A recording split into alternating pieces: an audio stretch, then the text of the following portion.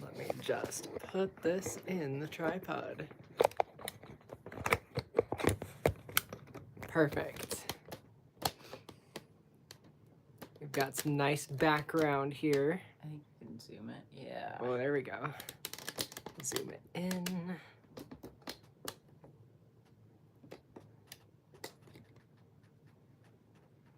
Don't know why it's slightly tilted, but we are probably just gonna go with it.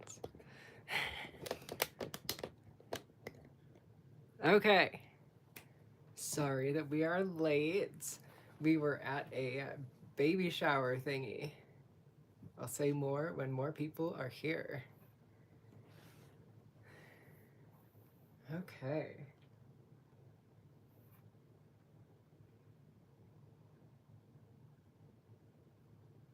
Cool. First time catching a live. Well, hello. Welcome. Oh my gosh, cool. We have people now. Excellent. Sorry we're late. We were at this kind of mini convention thing for expecting parents to talk about local resources and stuff. And there was a ton of freebies and we won a raffle. So it was a good time. And we got some good freebies. Like everything counts when you've got a baby on the way.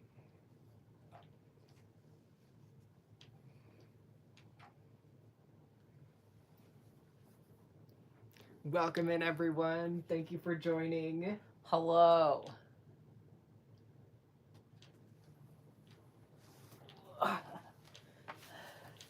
The getting up struggle is so real. It is. It really is. I'm just trying to like find my phone so I can read comments. I believe in you. And also not disturb the tripod too much. Oh, okay. Oh.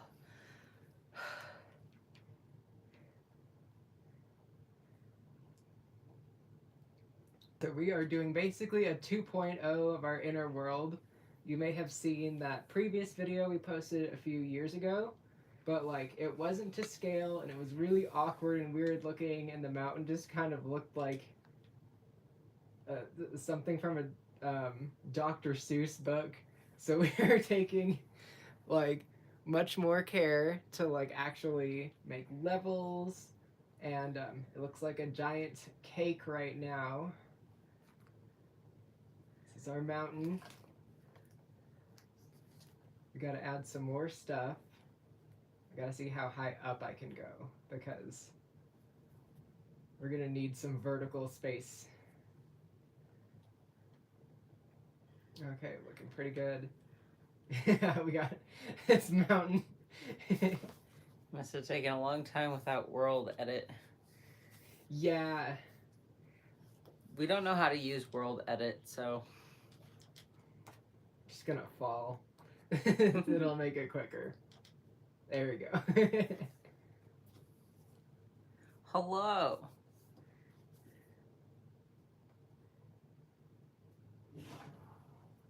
We've been working on getting these floors done.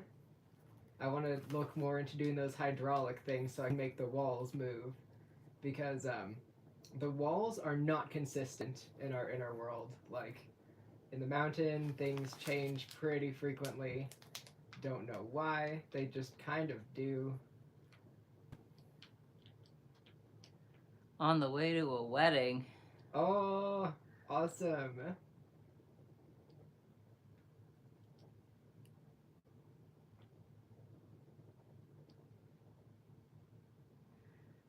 I'm pretty sure we responded to your comment, Davoid. Yeah, I did post a response to your comments.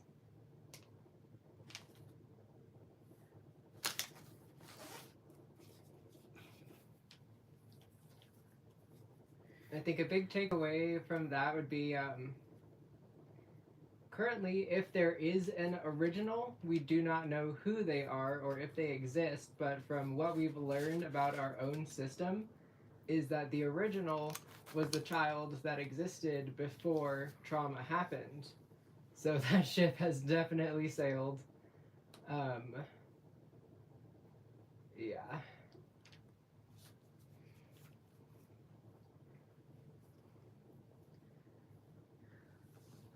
Welcome in, everyone.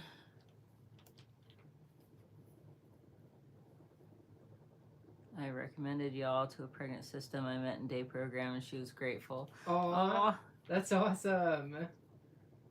That's so sweet. Glad we can be helpful. You can ask more. I can't guarantee we're going to answer on this live just because, I mean, it's long and complicated on how systems work, and I feel like some of our previous videos have answered the host questions pretty well. Yeah, our hosts do change pretty frequently, and they have our entire life. I know that's not the case with everyone with d.i.d, but that is definitely the case with us.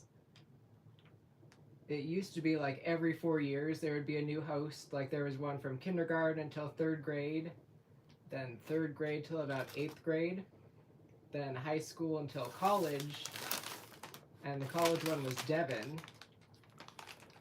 And then we had kind of an unstable-ish period as we adjusted to adulthood.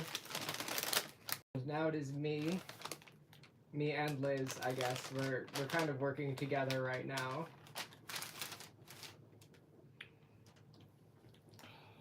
Yeah, some people have like one host the entire time, and that's fine. That can be how it works sometimes. Brains are unique in that way. There won't always be one singular main host.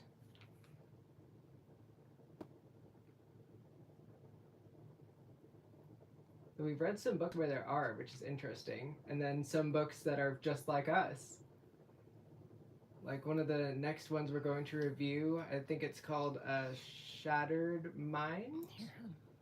What? Oh, cool.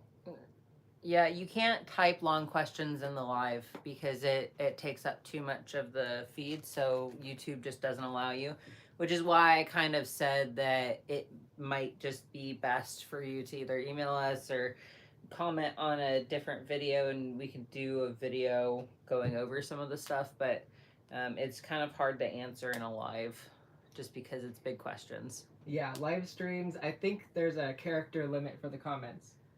But yeah. See, but it's about how it's made before the host of Alter. Where did they come from? I noticed they have gender, ethnicity, nationalism, and even own appearance about, or opinions about the world. How many do you have? 105. So let's see. Alters do originate from trauma. I don't necessarily want to get into the nitty-gritty about what I mean when I say trauma in the live stream, because, yeah, it's a very graphic topic in our case. If you go to our pinned video, why you don't want d.i.d, I think it explains it pretty well. Oh, good. I personally have not seen that video. I should rewatch it, though. And, let's see.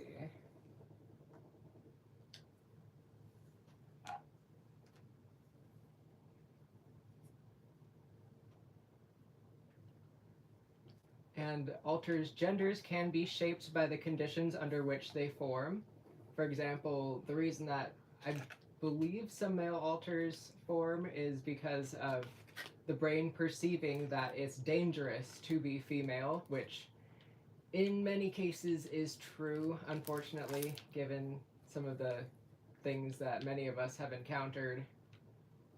So the brain thinks, oh, this wouldn't have happened to me if I was a boy. And so then an alter that forms from that event could possibly be male instead of female. And then our current alter number is closer to 200 something at this point. Like, it used to be a lot higher, but we've been going through a lot of fusion and integration, so we've gotten that down significantly, actually. Our goal number is closer to 150, but yeah, that's probably going to take us a while. It's a very gradual process in which individual alters, they process their trauma and emotions and understand that they're in the present day instead of back in the past. And it can definitely take a while. Have y'all struggled with feeling your feelings? Oh yes. Very, very much so. Sometimes it's hard to like allow yourself to feel because it feels like some of us were raised to think that it's not okay to experience emotions like anger or sadness, things like that. Kind of allowing yourself to be able to feel those emotions can be very healing. And sometimes it takes a while to get to the point of where you're able to let yourself do that. In general, d.i.d. can form from any sort of ongoing repeated trauma in childhood. Absolutely. Yeah, that is definitely true. I'm sorry, but you should show everyone the finger puppet that we got. Oh my goodness. Yeah, we were at a community baby shower, which is the reason why we're so late. And we got a little teddy bear finger puppet as one of the freebies. Super cute. And like, about the world, you mentioned of 105 altars, which I have. Wonders why the different ethnicity is there, different age, and each one of them know the time they exist, and have any tried take over? So we don't have a lot of different ethnicities. There are a couple that don't appear white, but most of us are the same race as the body and ethnicity. Some of us are more connected to our Russian heritage than others. That I believe has to do partially with the trauma because, yeah, there were some people straight from Russia that were involved, and yeah, it was weird. Definitely weird. But there are some cases, like in that other book that we reviewed, When Rabbit Howls, that kind of covers alter race, because when the author of the story was a child, there was a guy, and he was African American, and he helped them when they were lost and really scared. And in response to that, their brain, created an alter that was the same race as that guy that helped them. And that can definitely vary by system. It's not how it always works. In A Shattered Mind, the author also had an alter that was a different race, and that was to kind of combat the racism that her father had, which was interesting. Yeah, there's a lot of very good books on d.i.d. that we recommend that explain things more in detail. But one of the big takeaways of alters that are a different race than the body is to be mindful that they're not like actually that race. There's a whole lot of cultural differences between the way people are raised, and one cannot be part of a minority if they are not part of the minority. So it's a bit of a touchy subject for some folks. Kiki Chanel. We've got a couple cats in here. Ninja, can you not crawl over all over the stuff, please? 200? Whoa, that's a big jump from 6 years ago. I mean, 6 years is a long time. We've been doing a lot of digging and uncovering stuff in that time. And there was a lot that was covered. A lot of stuff that was hidden from us that we had to go through and unearth and then process. Most of which happened without a therapist because we just did not have access to that. And our current therapist is not trained in dissociative disorders, so we're kind of hot wiring our own brain in a way. I would love to speak in Discord right now in voice, but I doubt will be a good idea because I have so many questions unanswered. Well, also we do not currently have a Discord. I responded to that in my comment from earlier on the video. We don't have a Discord, and I don't think we're going to be getting a Discord because it just gives us so much anxiety. Group chats are like kind of a shutdown trigger for us. Like, we don't do well in group chat settings, and I know that direct messaging is an option on Discord, but at the same time, like, a lot of anxiety. I really struggle with feeling any feeling that makes me feel shitty, lol. Oh, mood. That is relatable content. And Ninja has gotten into your drawer. She is cozy in there. A lot of your questions have been answered in videos they have posted previously. Yeah, we do go into some good details in quite a few videos. I know our host situation is kind of unique in comparison to what people with d.i.d. normally post. Like, for example, Multiplicity and me, their host was always Jess. And our hosts, they change very frequently. It's a kind of random question. But did the sourdough starter survive? What did we call it? Scrunge? Scrunge is preserved in the fridge. We've got a bit of scrunge left in the fridge. I'm not certain exactly when we'll get back to that because we've got Junior on the way. We've been very distracted with planning and starting to child-proof the house and all that. We've been pretty busy. Yes, we do have kitties in here. I see. So about the world of altars, which I believe you talk about, it's a world where they look different. And do you personally, as an altar, what is your earliest memory? Yes. So altars, most of us do look different.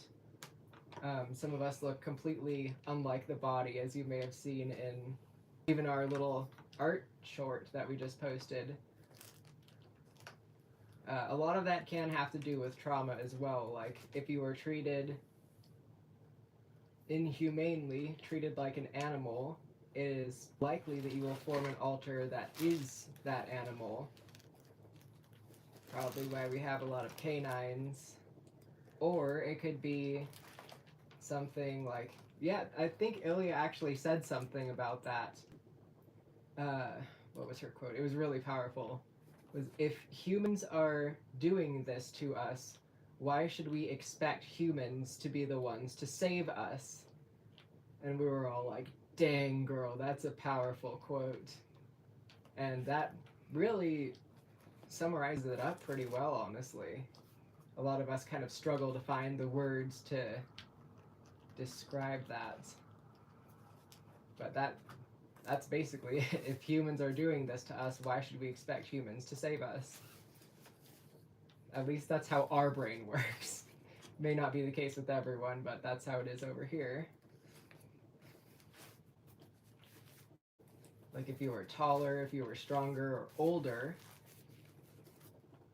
these things may not have happened. So we don't have actually many child altars because our brain perceived that as vulnerability. I think we only have 2 or 3 out of our 200 and something. And one of them recently just aged up too. So our brain did not perceive it as a safe thing to have child altars. Our brain was like, yeah, no, adults. Gotta be grown up. You guys also have a Twitch channel? We do, we just haven't posted in forever. how does the prison system work? Could they put you in prison, and how did they manage to put some altars in prison, and why? We don't have a prison. They might be referring to us, and we do have a prison, but it's a very low-key system, and most of the time it's for petty stuff, like blowing up a sculpture in a world, and then they just do their time because they're just like, yeah, I messed up. And then they come out, and it's kind of like community service. They gotta clean up what they did, and they spend like a week in jail, and then they come back out, and it's just kind of like a system that our system set up to make sure altars aren't actually wreaking havoc. And I mean, most of the time the altars just go in willingly because they realize that they screwed up. Makes sense. That's completely understandable. I'm glad that part of Scrunge lives on in the fridge. Yes. Let's say you wanted to be in control selfishly enough, and you don't allow any others to take over altar-wise, or is there a time limit? There's not a time limit, but it kind of depends on the individual stamina. Like, some altars will get tired quicker than others, and they just will kind of slip away and just go back inside. Whereas some other ones can front for like days, weeks, sometimes even months, depending on the altar. And a lot of us get worn out pretty quickly. So, yeah, I don't think we've had anyone front for more than a week at a time. Yeah, and like as far as taking over goes, our system has worked on communication. Nobody really wants to take over. Yeah, exactly. Like, our both of our systems have worked years and years and years and years and years on communication and functionality and functional multiplicity, where we just kind of share the load. And I don't see anybody wanting to take over. Not to say that there aren't altars in some systems that are out there that could want to take over, but if you're talking like the movie Split, where certain altars want to take over, that's not happening to 99% of the systems out here. Right.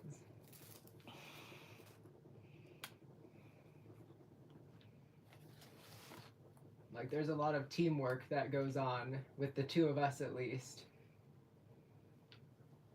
And that kind of keeps everyone, communicating with each other and trying to make it, somewhat fair, at least. Like, if someone wants out and the one who is already out gets tired, they're like, yeah, man, go ahead. No big deal. Go for it. There's a lot less fighting than you might think. There used to be a lot more fighting back when we were less healed. There was a lot of those battles for dominance, and we've definitely grown past that. We're kind of, in this together. Like, we remind ourselves that we are all cut from the same cloth. And that phrase, honestly, really helps us to, remember to work together instead of opposing each other. This rain is honestly kind of annoying me. Settings, let's see. How are your new braces helping out? Any news on crocheting merch? Let's see. So with our braces, we have got, we're doing another appointment to get our casting done. So this one that we just had, it was kind of a consultation, because we're going to have a set of custom-made CAFOs made for us. The ones that have the foot plates, they help you with your ankle, your knee, and they go up to like your upper thigh. And so it's kind of a lengthy process, which is a little bit frustrating. And next appointment, we're gonna get casts made of our legs. So basically, so that they can make kind of a mold. They're gonna make fake legs, and then they're gonna make braces for those fake legs, and they will fit our real legs. And I'm super excited for that. Some of us want to get gold ones, and like, I think I'm for it. Sounds pretty cool. And then we use on crocheting merch. I'm not certain yet, but I think we're going to be trying to find a different selling platform for our stuff, because Etsy is kind of a hot mess, honestly. Like, we've got a bunch of old orders that have been completed or canceled, and they just never got off of our like active order page, and we tried to contact the support network for that, and they just didn't do anything. And then we got frustrated. So if anyone has any good suggestions for platforms that are similar to but not Etsy, we would be very happy to hear about them. That'd be super cool. Show coordinates.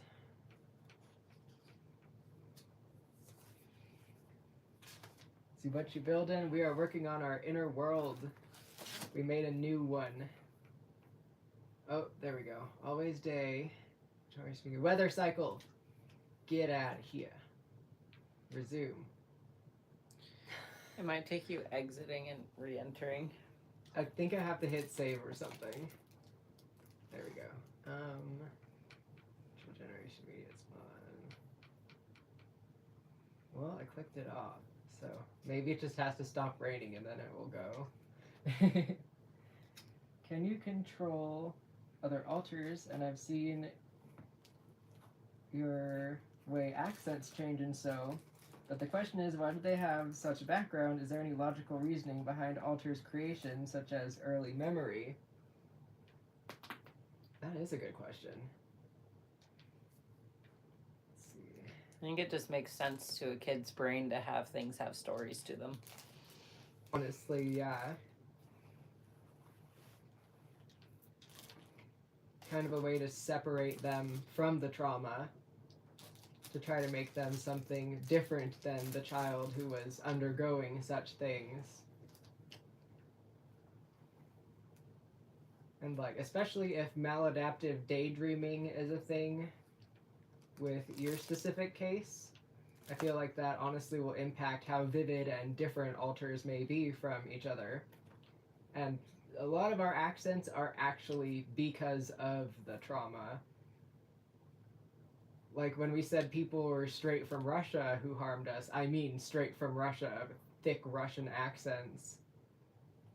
And that is the way that's like our main accent besides our main, West Coast American accent. Because I know this is technically an accent that we have, but yeah, the Russian stuff is, literally tied to our past. And the couple of British accents are from escapism things, like the media that we would consume and dissociate into when we were younger. For example, like Lord of the Rings, fantasy type things. That was definitely a method of dissociation and like mental escape from what was around us at the time. Here, hon. What are you doing? Ooh, chapstick. Yes, It's really please. good. Oh my goodness, my lips are so dry. Can I get the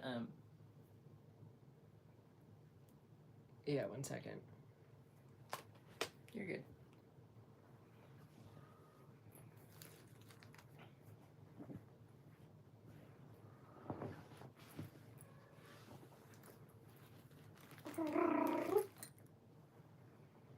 I don't have it.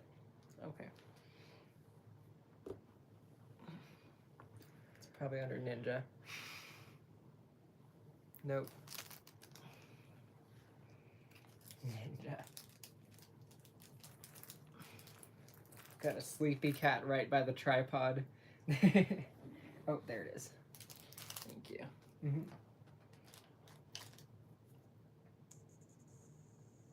I didn't know it was possible to build that fast. Dang. Yeah, I don't know, we've just kind of learned how to really quickly build stuff. It's a very positive sensory experience for us. And that's how we get so many things done so quickly.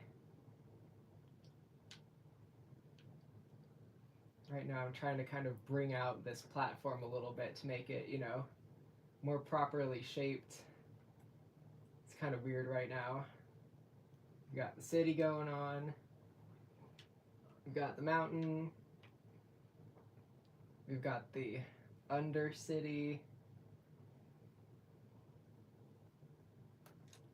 A couple buildings we're working on. Should probably fill in these squares. When you've got a square to fill in, it's kind of fun. You can just go around in a circle.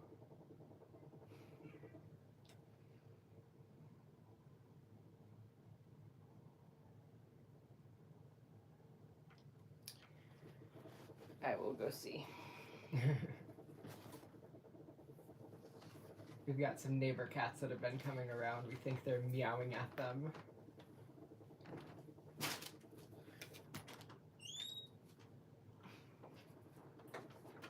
Is there any way we can speak voice to voice? Because this is harder to explain my questions in detail, possibly.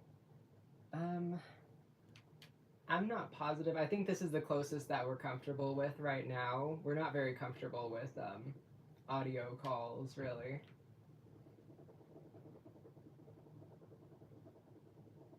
Fiber, you have to do /weather clear or else it'll rain forever. Oh my gosh. Yeah, let's see. I'm tired of it raining in here. Oh, you love the abominable snowman you made many years ago. Awesome, I'm so glad you do. Yeah, that thing turned out so cute. Okay. Loot. Loot chest. Light cycle. What is going on?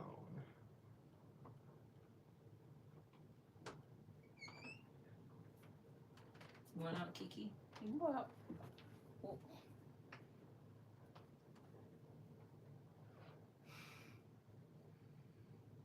Weather clear.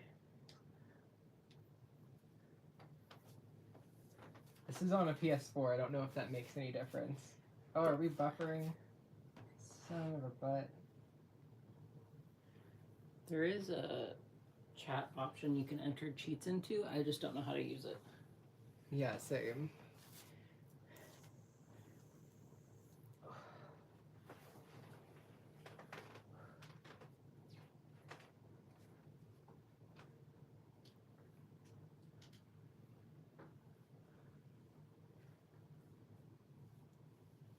I remember Jacob Multiplicity and me saying he had an American accent because Jess grew up watching American media. Yes, like that, but kind of the reverse. Like that with British accents instead. We did actually watch a lot of British media growing up.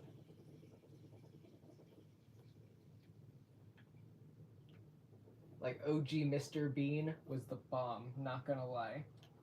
Etsy is horrible from what I've heard, allowing the selling of very questionable political things while not allowing quite honestly innocent things.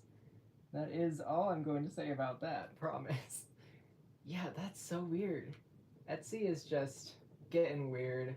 We're looking for a new selling platform.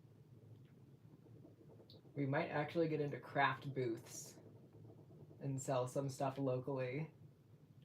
Because like media can be a little tricky for us sometimes, though we're getting used to working with screens and such because of working at an office.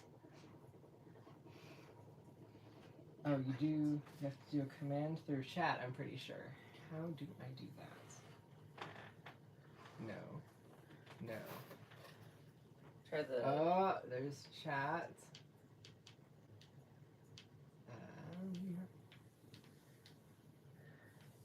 you have to do like a /. Yeah. Weather.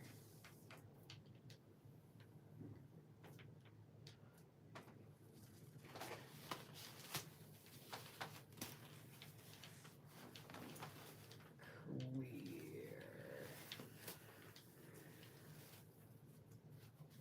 press X. Square. So R2 done, and then square. Maybe. Oh, Dang it. poop. I wonder how an internal system works. When you get a test, you used to say, put more people they know front seats and others at the back. The question is, who is putting them back and front, and why that's set up? It's not like chairs, if that's what you mean. In our systems, anyway. Yeah, at least for us. For some other people, it may be different. But typically, it is the host or the stronger protectors that will kind of do that. Like calling forth to other altars while kind of doing a push, kind of a pushing sensation to kind of get the distracting ones back. Though at this point in our healing, basically any of us could take a test if we needed to. We all have good access to like communal memories, basically. And so we are able to, you know, give information or receive information pretty freely. But that's only because we're, I think we've known about our system for 14 years now. 14 or almost 15. Half of our entire life.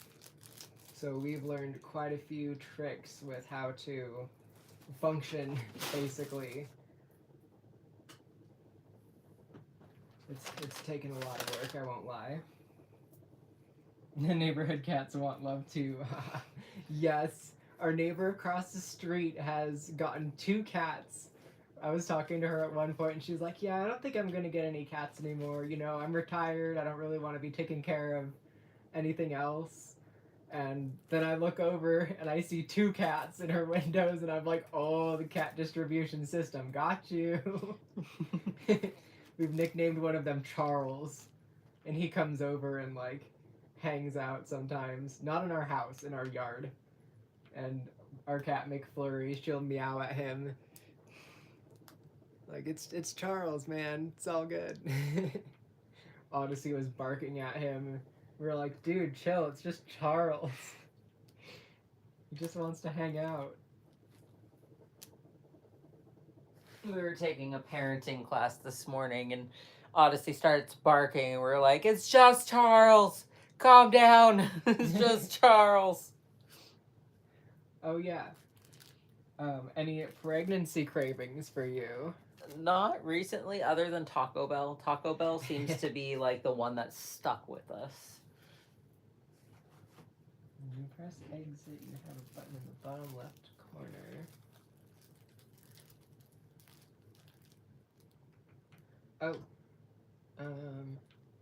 Not that one. I just had it. No. Yes. Okay, we're gonna try the weather clear again. It's / weather clear.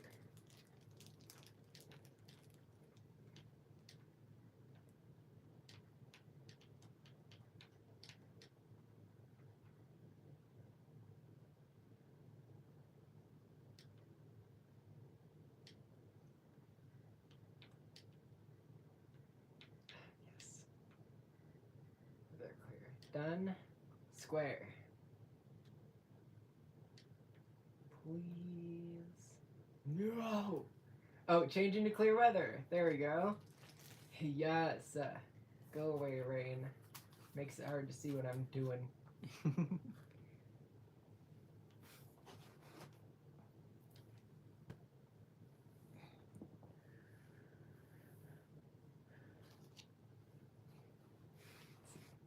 I see. About the host, if you were, let's say, get bad thoughts by bad people, that manifests into a bad altar and take over, and what makes the host so strong and others so weak is their internal battle.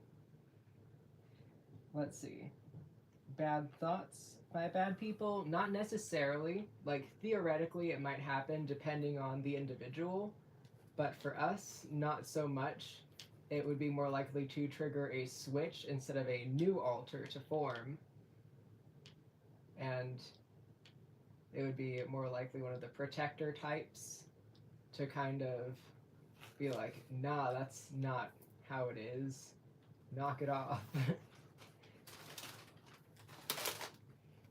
And like if you're talking about a flashback or something, that would definitely be more of a switching situation too.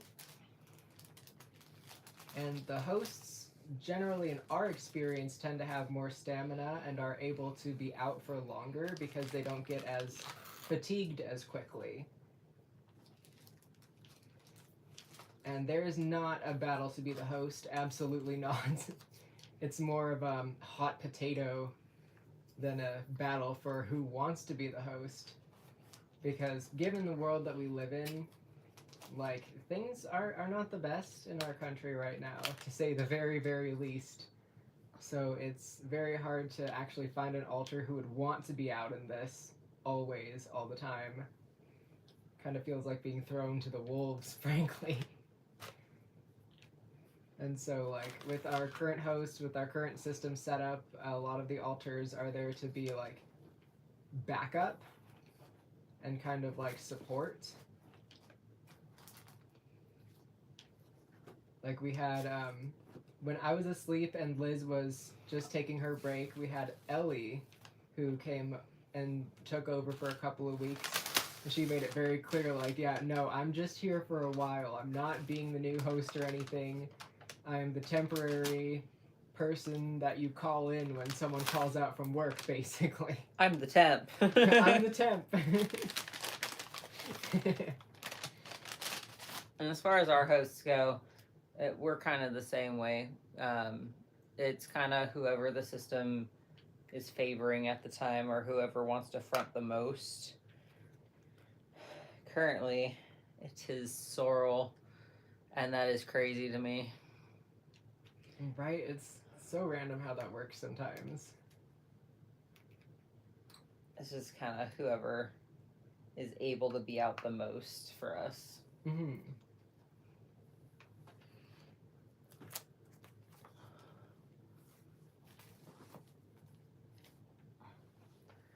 And don't mind me, I'm organizing stuff that we got from the community baby shower today.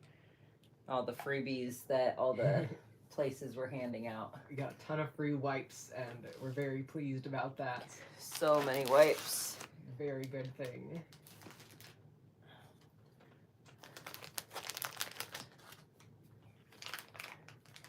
And maybe turn on weather cycling and redo the command, then turn off again. That's a good idea. This rain is persistent. This rain, DGAF. Straight up, bro. For real, for real.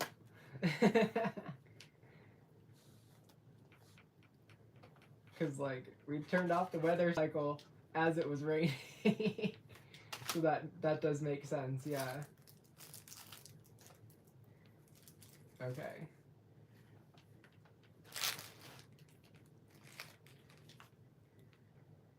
Weather clear. Send. Come on. How's Heather doing? Oh, I am fronting right now. I'm doing pretty good. Getting adjusted pretty well to what we've got going. I hope. I try. I'm pretty happy with our job, but I'm more excited because we are going back to school. We're going to be getting that psychology degree. And we're going to be... Mom's making a difference. Mom's making a difference. Yes. That and actually getting into working into the mental health field. Like we've been wanting to for forever. Like we even applied at one place to be like some sort of administrative assistant at one of the mental health facilities in town. But they had a lot of applicants and I guess someone was more like qualified than us, which is fine. It does require a bunch of schooling. And now we're going to get that schooling. We're going to get into it. I'm super psyched about that. gonna do an online psychology program so we can do that from anywhere, and at random times, like if we need to do our studying at 2 in the morning when Junior is asleep, we will be able to do that. Let's see. Is any of your altars religious, and what religious at one time were they, such as Christianity, Islam, Judaism, or no religion? And what did others think each religion is? Is there any pagans? So most of us are closer to paganism. There are a few of us that still have some lingering Christianity. We don't know very much about Islam, so there aren't many who are attracted to that. That's just mostly because we don't know what it entails. And then Judaism, not so much. Yeah, a lot of us are kind of not inclined to follow organized religion because we've had such negative experiences with it in our childhood. Like, yeah, we were raised Presbyterian Christian, and it was a very not fun time for us. Yeah, we left that when we were 14 and never looked back. And I'm quite thankful that we did, because Christianity these days in America is full of a lot of mean folks. And that's not what we need for healing. See, any dysphoria for male altars and acrylic system with pregnancy? For the most part, no. Some yes, but for the most part, no. It's just really weird having. It just feels like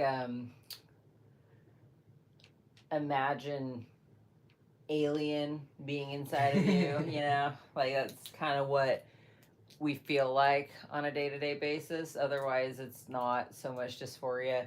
Most of us just look down and are like, hey, look, a beer gut.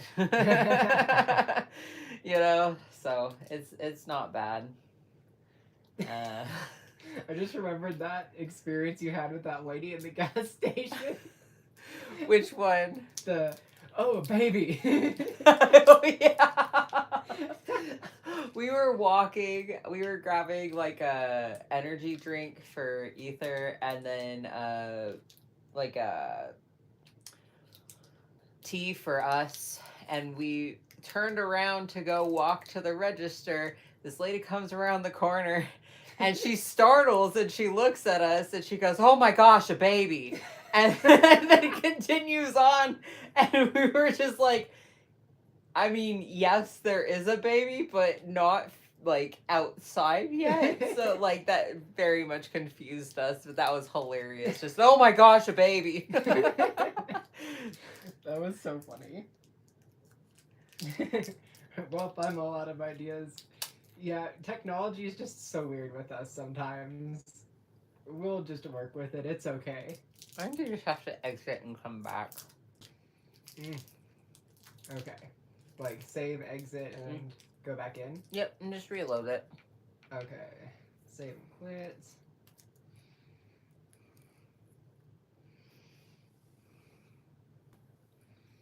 Can you explain how you made the decision to transition and later detransition? Such a life-altering decision must be hard. Let's see. You can even see the rain in the thumbnail. Oh my goodness.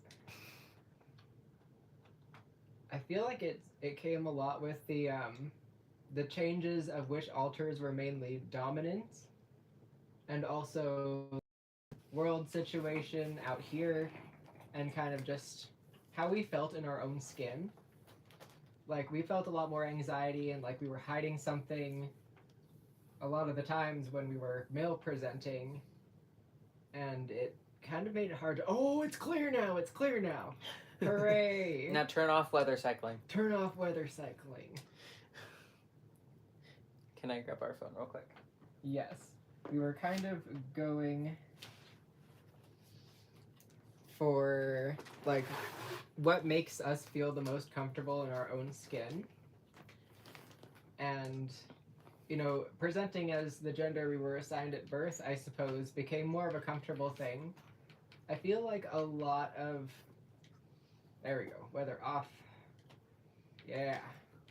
I feel like part of our decision to go on hormones was kind of our escape from, you know, what caused us to become like this.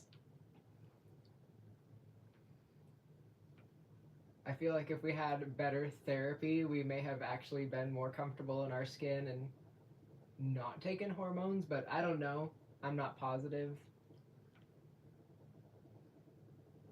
Like, I feel like that's definitely more of Devin and Liberty's decision. Like, those two were kind of the main forerunners to get us onto hormones. And Liberty, when he fronts now, like, he actually does still have some pretty bad dysphoria. Like, he came out a few weeks ago and he was like, man, I am just having a gender identity crisis. He went and put on one of our old binders and everything, and it was interesting. So I feel like it does have something to do with the hosts at the time.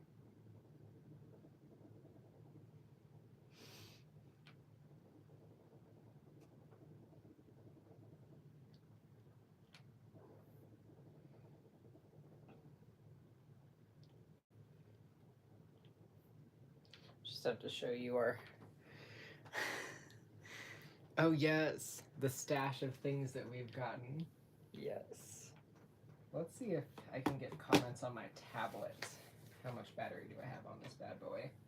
6%, not enough. Can hand you the cord, Charging cord.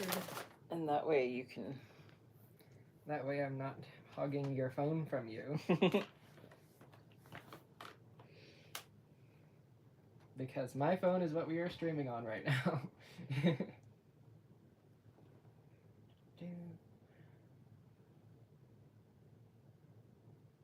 I know it's got low battery. Hush, hush.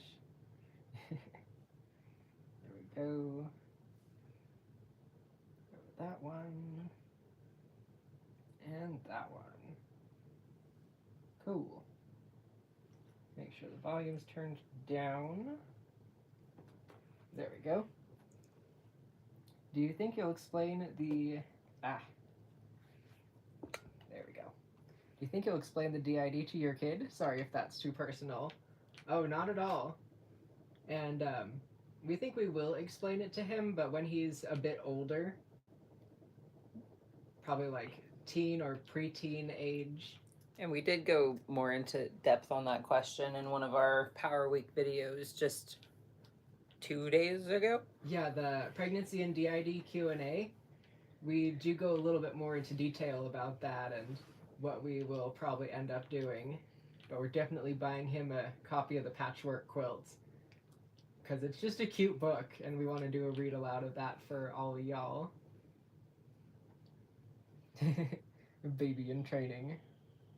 Let's see, what kind of abuse did you have that leads to you developing d.i.d, mentally or physically? Because I've gone through physically and mental. Had nothing happen here, so I wonder mentally/physically. Both, but it was pretty severe for us. Like I mentioned earlier, I don't think I'm going to get into the details because it's really bad and really graphic, and it's definitely the type of things that will try to make you separate from your body. Like, yeah, it was pretty bad. And it started at a very young age when we were 3 years old. The ages that you would be to develop d.i.d are like 2 or 3 to about 9. It's kind of in a developmental window there.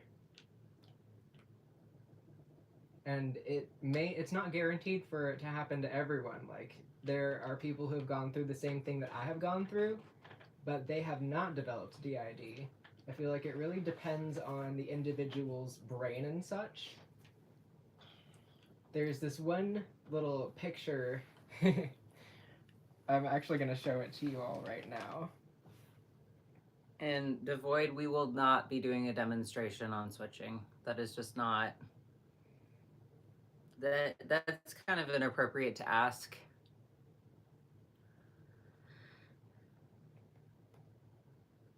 Come on, meme. Load up. There we go. Like this. How deep is the mud? Depends on who you ask. a lot of things come into play, like temperaments and, yeah, individuals' brains, developmental stages, ability to dissociate, being autistic or not being autistic, things like that. We can see y'all in the reflection of the TV, by the way. Hello. I know, that's why I step off camera occasionally, because we need to itch our belly and nobody's getting that show for free. How do you deal with those alters that feel so disconnected by the gender and presentation? We do still have our binders and such and a lot of our masculine clothing. And we honestly don't wear a lot of makeup. We only wear a little bit here and there, but a lot of times in the morning we don't have time to put that stuff on. And then our work clothes are very androgynous. Our boss literally has uniform shirts that are like, yeah, one size or One design. yeah, one design basically, just the different sizes. And so like it's not super feminine or super masculine, it's kind of just one of those polo shirts. And then usually jeans. Though luckily the boss is letting us wear leggings, which I'm so thankful for because of our braces. That can be very challenging. If possible, we can see a switch like for a second and back. Is it twice? Yeah, I know. Yeah. We kind of stopped doing the switches on camera, kind of because there's been a lot of negativity around those videos. So like, if switches happen, they happen, but if they don't, then they don't. You know, we kind of just play it by ear with that a lot of the time.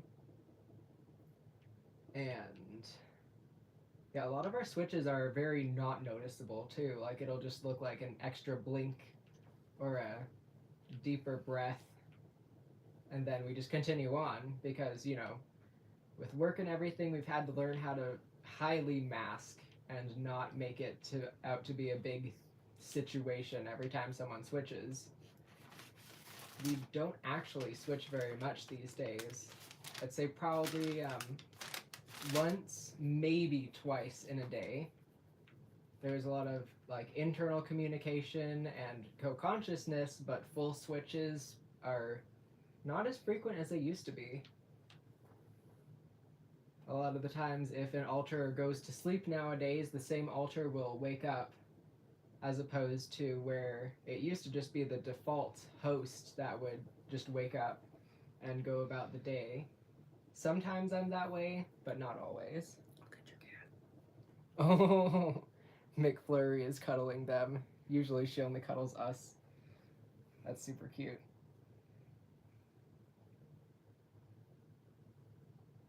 Thank you, K Price. I appreciate that.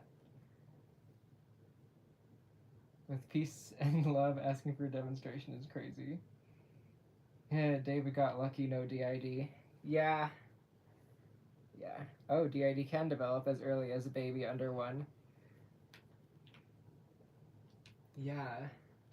I feel like that's debatable, and this is just our opinion on it. I understand there's studies and things as far as what age d.i.d develops, but I feel like d.i.d kind of develops once the personality starts to come through, because babies don't really become sentient until they're around 2. And I think between 1 and 2 is kind of that age where they start developing a personality. And then around age 5 to 6 is when the psyche actually forms completely. And from a psychology perspective, it would be more realistic to say d.i.d forms around the ages 2 to 6, sometimes 7. But that's just our personal like opinion on it. Of course, there's studies out there, so if you want to get down into the gritty details and, you know, have like the psychology people and all the studies and everything, then, you know, that's fine. But just in our brain, it makes more sense for it to be when a child actually has a solidifying personality Not to say that trauma can't happen to kids under 1. That is definitely not what we were saying. Yeah, like if what happened to me happened when I was like 1-ish, I think there would probably be like the same results, honestly. They were saying under 1 though. Hmm. Like as a baby, like a 3-week-old baby. Dang, that would suck. Right. Poor babies. And Oh my God. it's like, it just in our brain, it makes more sense for it to be ages 2 to 6 or 7. But again, that's our brain. That's how we would imagine. Mm-hmm. So can alters remember key memories such as lovely moments with dad and so on, which all of them remember, and how is the process of inner thoughts such as many voices when you think, or one voice, a lot forms. Let's see. Some of us do have communal memories, but a lot of us have different feelings about those memories. Like for example,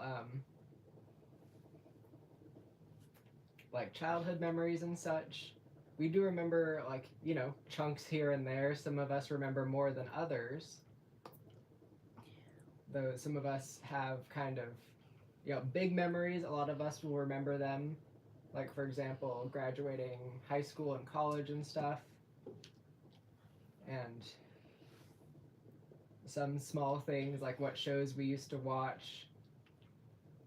We don't have a ton of positive memories from our childhood. Our brain likes to latch on to the more negative memories because that's really what shaped our behavior. And some alters do feel like more or less detached or attached to our parents. Like some of them view our parents as not our parents, and some of us view like our other relatives as their parents. Like the ones who actually harmed us as kids. Like some of our alters see them as parents, which is really messed up, but trauma will do that to you. It'll really mess you up. How many cats do you have? A lot. 2 of which are foster cats. Like, I don't know if you can see much to the side. I'm just gonna tilt it a little. That is one of our foster voids, and she is actually going to be going to our donor, which I thought was really sweet. He really wants a cat, and he's just moving to a new apartment or renting a house or something. And then he's gonna get a sweet little void.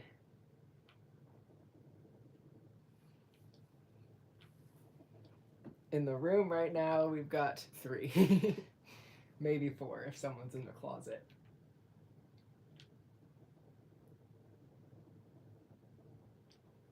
Oh, what else? What stuff did you do to achieve such good communication and minimal switching? I feel like I switched 1,000 times.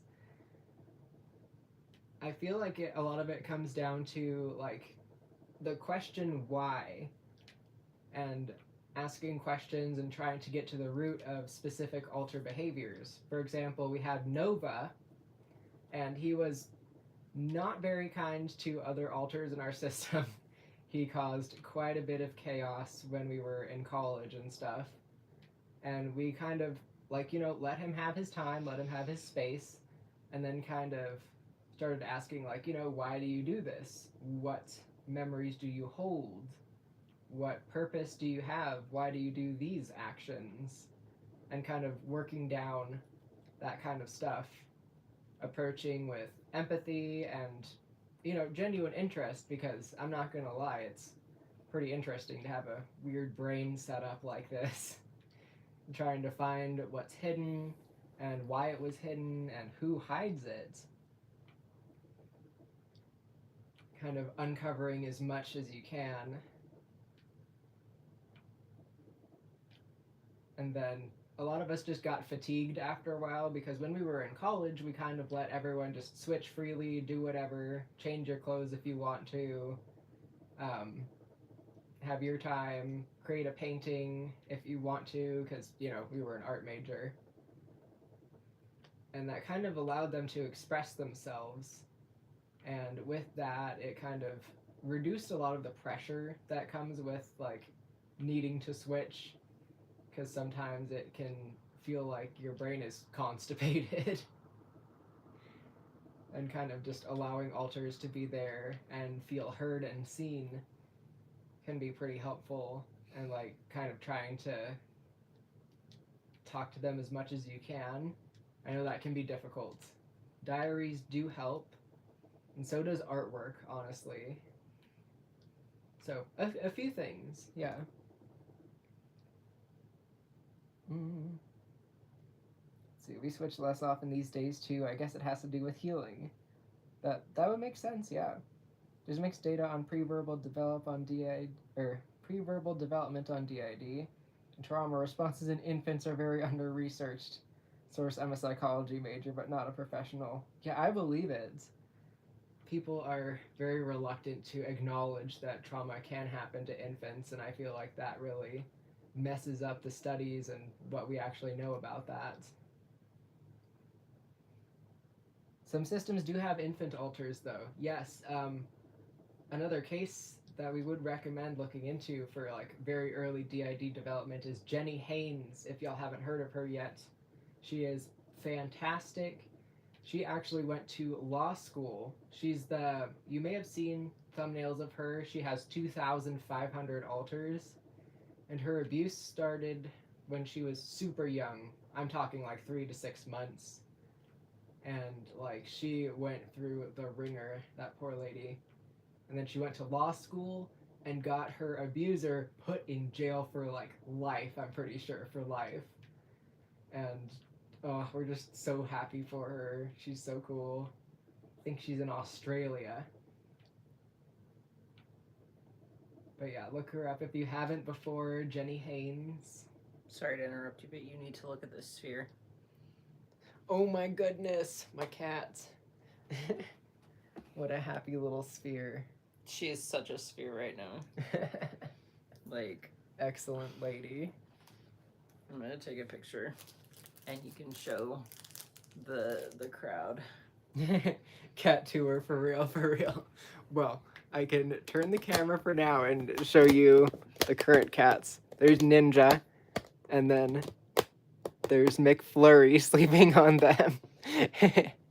That's who we've got in the room right now. There we go. This tripod is pretty sweet. Dang, you really can see us. Yeah. Sup, goblins. Curiosity when having a super complex system sure is a time. Oh yeah, absolutely. I wonder if we turn the light on, if it'll reduce that glare. Yeah, you can definitely try. See if that helps a bit. It might. No, not really. The window, that would just make it worse. Dang, I wish we had better curtains. We have very light curtains.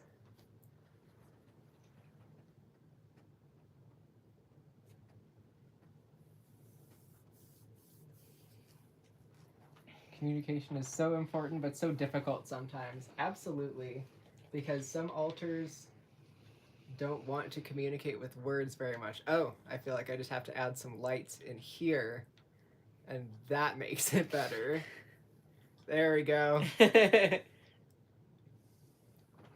Now you can more so see what I'm doing. I'm sorry, McFlurry. You got up, how dare you? I know. She had to readjust and be a mountain goat for a minute. It's funny because McFlurry is pretty much specifically our cats, but ever since Acrylic got pregnant, she's been cuddly towards them too. And I think that's really sweet. We're just cooking their best friends. Like, all the cats just love us right now because we're cooking their best friend. Absolutely.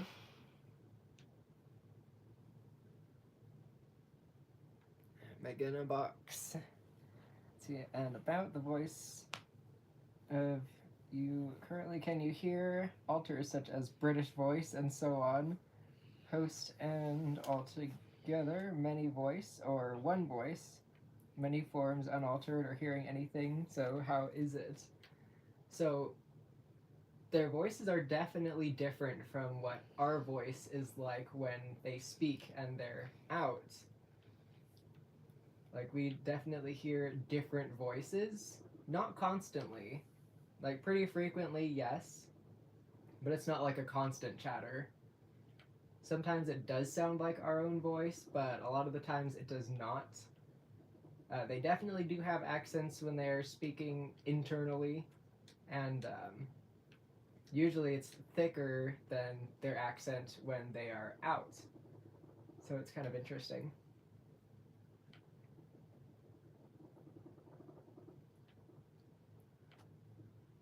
A lot of them will try to hide their accents if they're, like, say, at work, or if we're going to the store or whatever.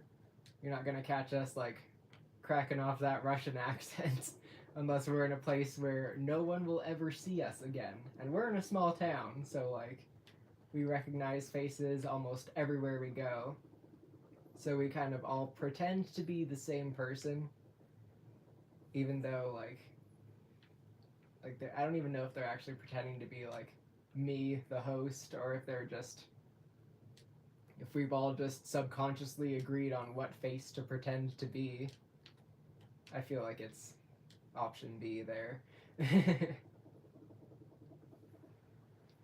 Such as right now, can you hear some alters, or just do you hear at this moment? And if you do, how do you hear them? Above, at back, inside head, etc. So usually we hear them kind of in our head. Usually it feels like towards the temples or the back of our head. We hear them kind of like with headphones, like when you're listening to music with headphones on. That's kind of the sensation we get when we hear alters. Like, very rarely will we hear them outside of our head, like if it was someone speaking to us from standing next to us. When we do, it's very unnerving. We'll be like, oh my god, I just heard someone speaking, and it'll be kind of startling. But then we're like, okay, yeah, that's what happens sometimes. What section of the inner world are you currently working on? So this is the west. Pretty much everyone's been moving to the west, honestly. We got the mountain there, we got the city, and then there's now another layer beneath the city where there's actually buildings and people live there.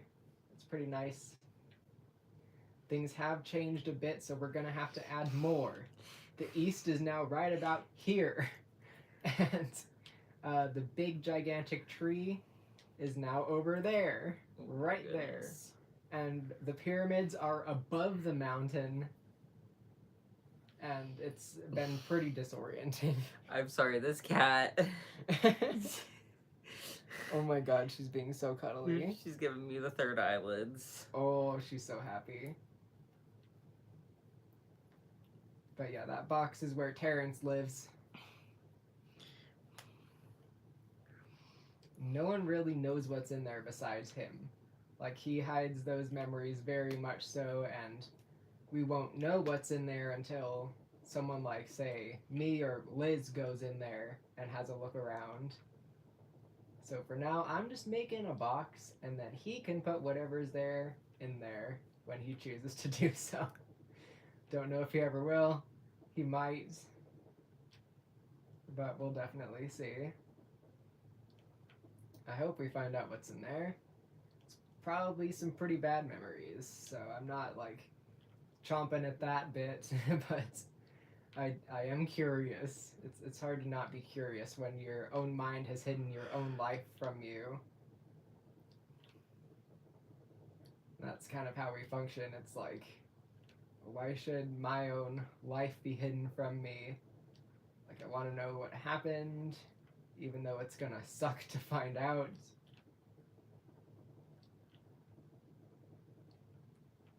And, like, for a while there, we were, like, completely taken out once we started uncovering, like, some of the worst memories. Box. I need to extend those stairs. I gotta build a castle. I gotta build State Farm. and a couple other buildings. I really hope this is big enough.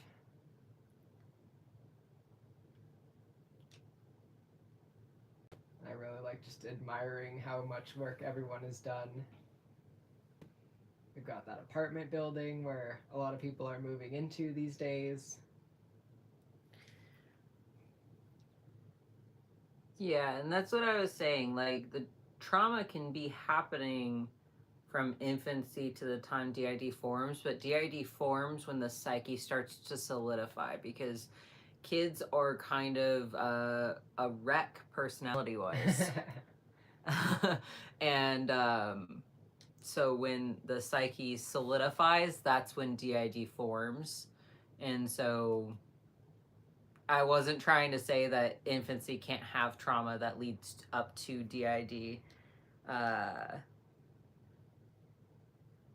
Just that d.i.d, the actual formation of d.i.d and when it occurs, is childhood development, when the brain is starting to solidify personality. So yeah, that's what I was trying to say. It didn't come across perfectly, and I apologize for that. But yeah, that was what I was trying to get at.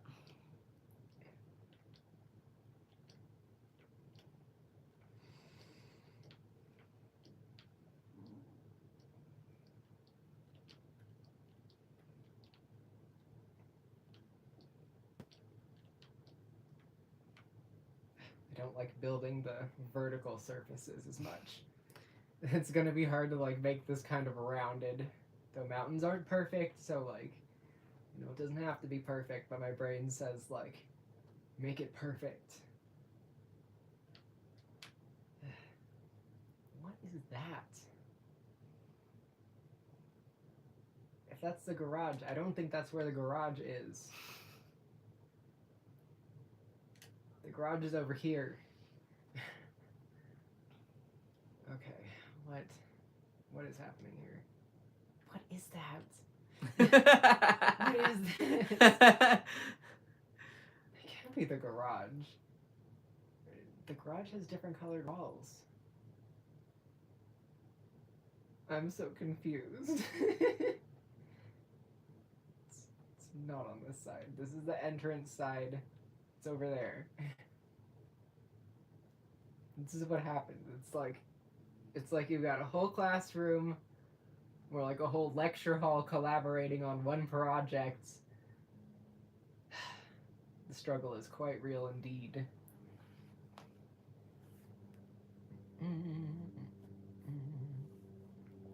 Do you still do lots of fiber art? Sometimes. Right now we're working on a large basket for our boys' nursery, so we can put like toys and stuffed animals and random stuff in there. We want to make him a little baby blanket. Acrylic is working on a great baby blanket right now. We will not be showing it until after we announce his name. It's got his name on it and everything. Like, it's so cool. There's so many textures and stitches.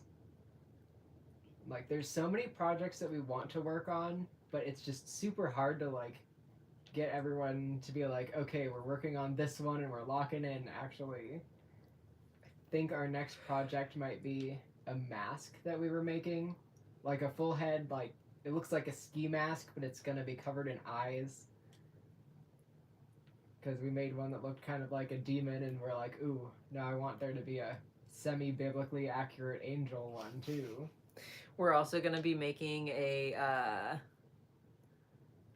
giant frog. Yes. And to go along with his blanket, we're going to be making some sort of stuffed animal. It's going to be white and green, the same color as his blanket, and it's just going to match. We're kind of doing fiber arts for ourselves and for fun, rather than selling them so much. Just because, I mean, even if we were to do a booth or something, it almost takes the fun out of it, and it makes it a job, and it makes it more burnout. What's the word? Burnout prone, maybe. Yeah, burnout prone. And plus, like, our wrists have been going downhill as well. Like, we've got this, it's not quite carpal tunnel, but it's basically carpal tunnel, but with different nerves. It's affecting, like, our ring finger and pinky finger. It has to do with the ulnar nerve in your arm. And so we've been having to take it a little bit easy with using our wrists for stuff. Like, even work makes it hurt. We have to sleep in wrist braces now. We don't always do that because it's hard to remember to put those on and then put on the socks over them so the Velcro doesn't snag our blankets and stuff. But yeah, our wrists have been a little touchy lately.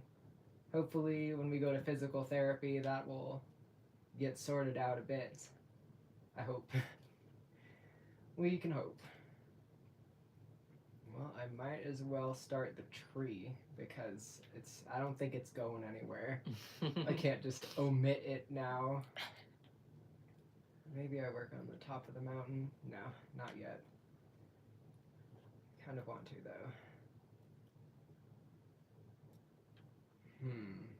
though. Indecisiveness. Pyramids, tree, the east. I guess I'll just kind of start with the tree. It's very big, so I'm gonna need to go out a little bit.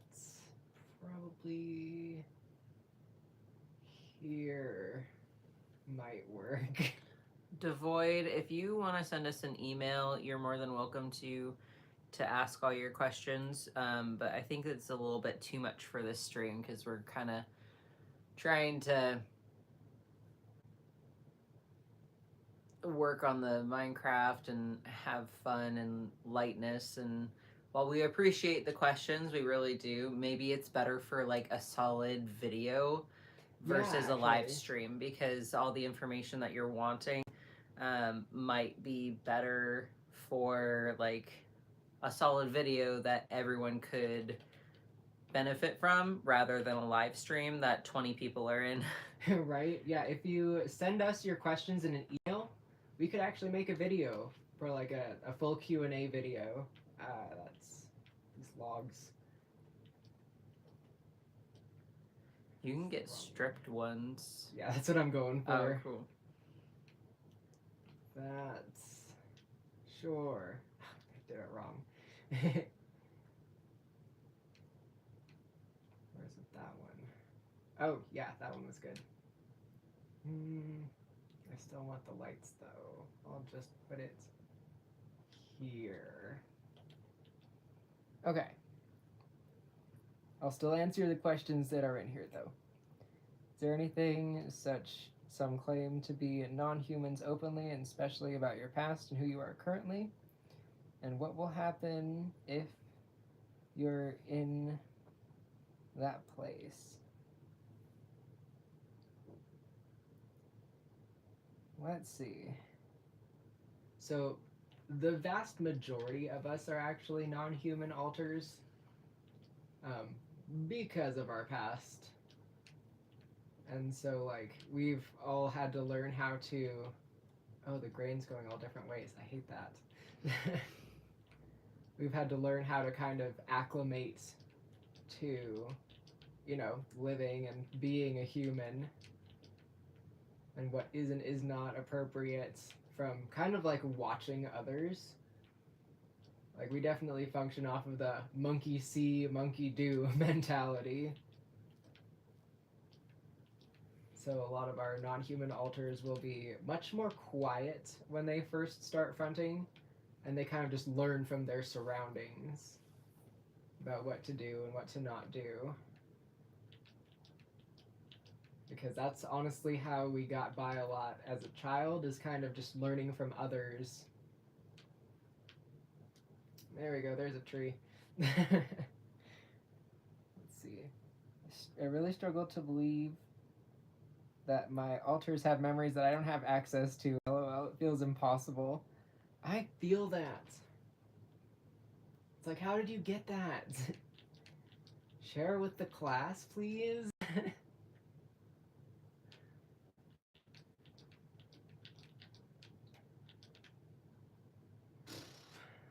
This is gonna take take a while.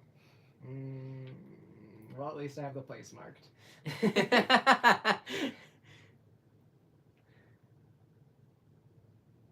I need to work on that weird thing that got put on top of the mountain. Like, I can at least get the base shape of that and get the start of the pyramids. But to do that, I have to actually work on the mountain. Darn it. Okay. Yeah. Yeah, I'll do that. This is my room. That's not the right color yet. Okay.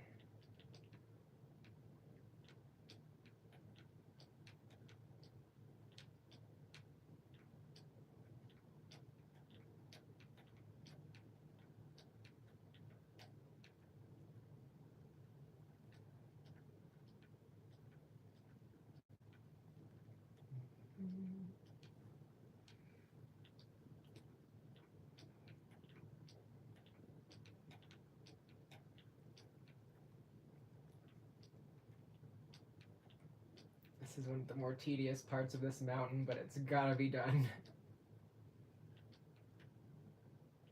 I have to go back in and get rid of the extra squares and destroy some squares.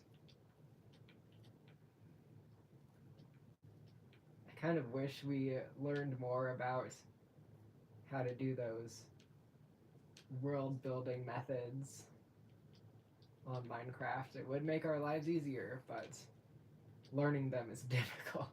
I think a lot of it is also like computer, like the Java, which it's not hard to learn, especially when you just connect the controller to the computer. Oh. Huh. But it would be kind of difficult to transfer the world over, I think. That makes sense. Probably have to plug the PS4 into it and all that. Because, like, all of our Minecraft work is on PS4. I don't think we're going to be getting a PS5 anytime soon because them's pricey.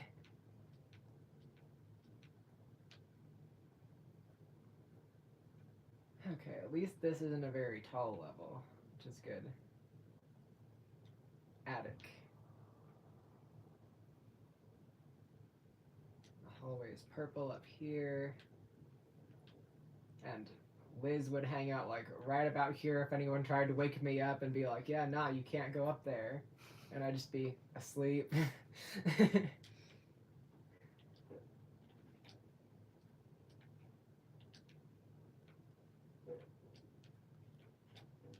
have it be too perfectly uniform. It is a mountain after all. I should respond to things. Let's see.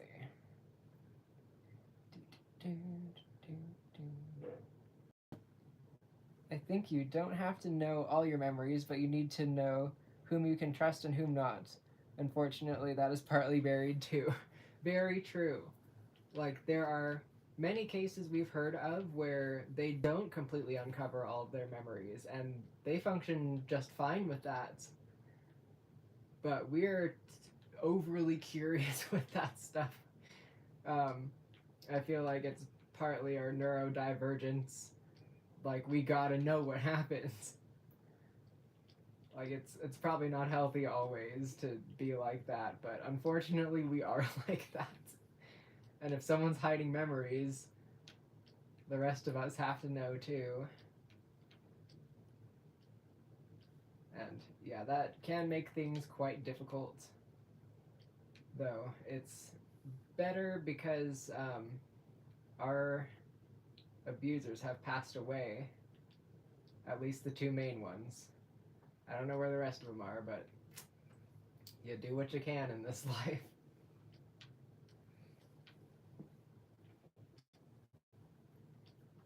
Yeah, the majority of our family is actually good people, and She just pushed her butt onto our leg. But yeah. Yeah, our parents weren't actually the reason that we developed d.i.d, which we're pretty grateful for. I feel like sometimes they just exacerbated the problems, but they were not the root cause. And we're quite grateful for that. That's not the case with everyone with d.i.d. A lot of the times it is their parents who have caused that. But we're lucky to have that not be the case.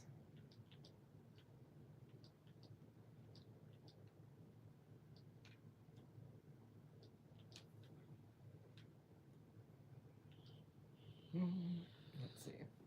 I live in constant turmoil, knowing that altars are trying to protect from trauma memories, but also being morbidly curious. Right, though? Oh, story of our life. Like, some things are definitely hidden for a reason. So we just wait for a while before unearthing them now. For a while there, in like, from about 2019 to 2022, we went through like a rapid uncovering and kind of searching out things to kind of complete the picture. Try to find system members who were hidden and like try to work together with them. That's when a whole ton of them made themselves known. And it was definitely a lengthy and excruciatingly painful process. Like, it took so much to like even function during that time. And we were just hanging on for dear life, basically.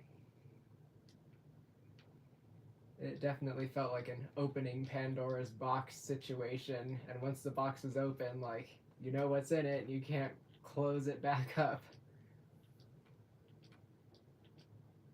Which is, it is quite difficult to deal with, but yeah, we had to figure it out as we went. There wasn't really a different thing we could have done with that. I mean, yes, theoretically we could have waited until we got a therapist, but the problem is how long it would take to actually get a therapist that was well versed enough. Because we had our fair share of quacks. We even went through like something that was similar to BetterHelp, but not quite. And that lady, oh, we did not vibe with her. Let's just say that. She belittled some of the stuff we went through, and then we ghosted her. We're very guilty of ghosting, and we know that, and we're sorry. Only sometimes we are sorry, though. Sometimes they do deserve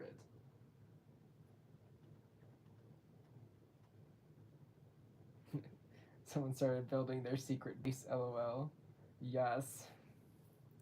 See, does any religions disturb the host altar and altogether such Islam, Christianity, Judaism, and why, other than LGBTQ reasons? And how does some altars react at religions mention and each one? Let's see.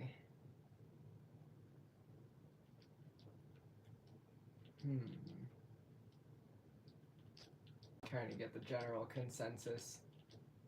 Sometimes it's hard to hear everyone's feelings. We do still have some altars who are attached to Christianity and who kind of vaguely follow it, but we have very harsh feelings about Christianity. Like, Liz actually made a video but then scrapped it and didn't post it, and it's just sitting in our drafts right now where she goes very in detail about why we feel the way we feel about Christianity. But most of us dislike the idea of there being one singular God who is responsible for everything, because like if that is the case, then that is the one neglectful being. Where is the divine intervention? Like, if there is a God, he gonna catch these hands when we get up there, I swear. Like, we feel very bitter towards most organized religions, and we feel like they just kind of foster hatred, not even just against LGBT, but against everyone who isn't an exact cookie cutter of their ideal idea of what people should be. Like, we literally had Jehovah's Witnesses knocking on the door today, and we just didn't answer the door.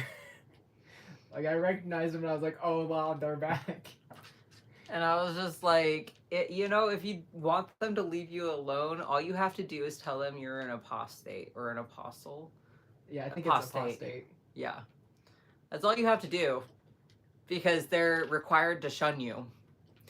And so if you tell them that you're an apostate, they're just going to turn away and walk away.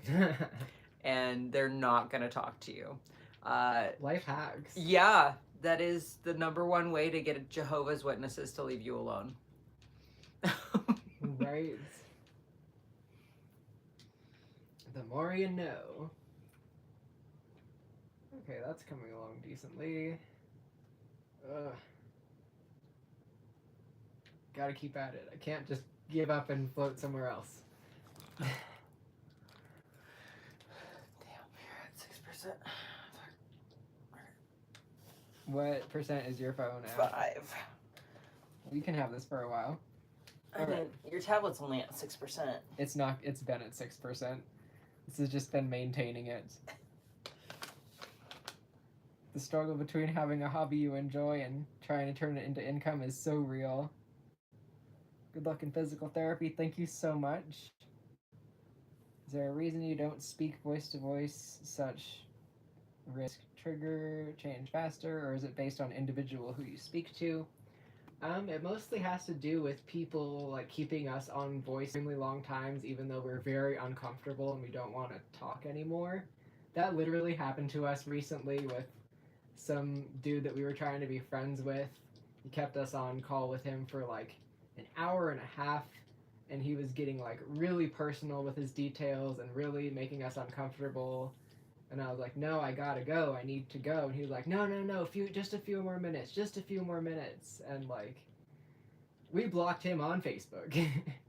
Like, don't disrupt our boundaries, please, or you will be removed from the situation. Like, yeah, we've had a lot of dudes who are older try to be friends with us and just keep us on the phone as long as they can. And so we stopped letting them try to be friends with us. Yeah, we've come across some very strange people just in real life. These are people we met in real life. And like, we've just had too many of our boundaries crossed to be comfortable, like, doing a lot of voice calls. You're okay? Do you want out? McFlurry? Like, literally, 2 of the guys were trying to destroy our relationship, I feel. Like, trying to drive a wedge between us and Acrylic, and it's like, bro, you can't do that. Like, it's not gonna work. We are literally, like, attached at the hip always, and we are each other's, like, safest people always.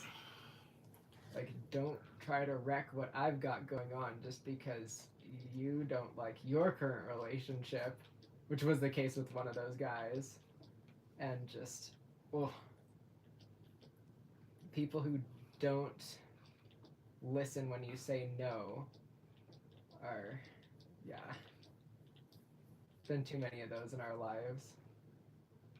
And also, I'm just not getting Discord. I'm not getting Discord. We see too many bad things happen on there, and it just gives us too much anxiety. And that's just an our brain thing. We have Discord, but only because it's included with the subscription to a paranormal group we follow on TikTok. Yeah, they have a Discord, we do not. But we will not be talking to anybody on Discord. We literally just use it for the paranormal group that we follow on TikTok. If anyone else likes Paranosis, hey, they're pretty cool. Every Friday is Paranosis nights. And it's just a thing. Okay, we're almost there with the top of the mountain. Thank goodness this is not the funnest part of the build. Salad fingers, you do not need french fries. Don't you see she does? Apparently, she just stole one. Literally right out of my hand. If only all altars could help build at the same time, lol. Right? Just the ultimate multiplayer. If everyone could have their own sets of hands. Like, Bro, this would be done in you like an hour. There's so many of us. You stole a fry. That's what it is. The fries are the fries. And that's what it is. Thievery. She craves that mineral. Except for she wants the other fries that she didn't steal. The one that she stole, she doesn't want. She wants the other fries. Oh, salad. It's so nice to see someone you relate to who is a system who experiences stuff like I do. It really helps with denial issues. Thanks for having this channel. Oh, thank you for being here. Yeah, we appreciate all of y'all. And like asking questions really helps support us and helps us to, you know, have more talking points and be able to like, you know, have these conversations and everything. I'm super glad that we can be like good and relatable. McFlurry, you want it out. I'll let her back in. Yeah, it's hard to find people that you do relate to, which is one of the reasons why we were so shook to read that book recently. Gotta let McFlurry back in. McFlurry! I'd very much just like to eat my food. You need an audience, though.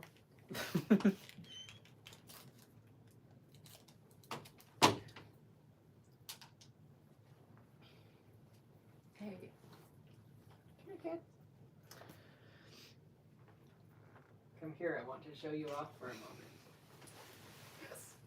Oh, come on. Squeak.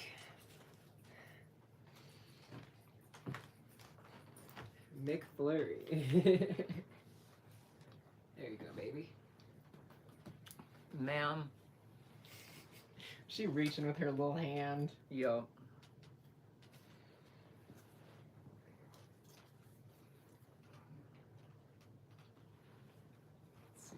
Let's see. The hibernation chamber. Absolutely.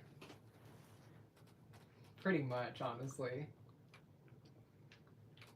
It's very comfy.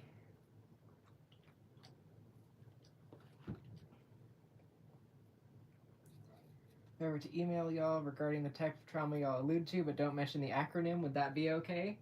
Sure. Yeah, absolutely. We basically have to just allude to it because there's this whole movement now going on saying it's fake, and we don't appreciate that at all. Makes it very hard to actually like try to tell our story if we're able to. And yeah, it gets difficult real quick. McFlurry jumping on my lap. Don't knock over the tripod, lady. Awkwardly perched on my leg now. This cat. She just wants to live in my skin. How many kinds of pets do you have, or is it just your cats? We've got cats and dogs.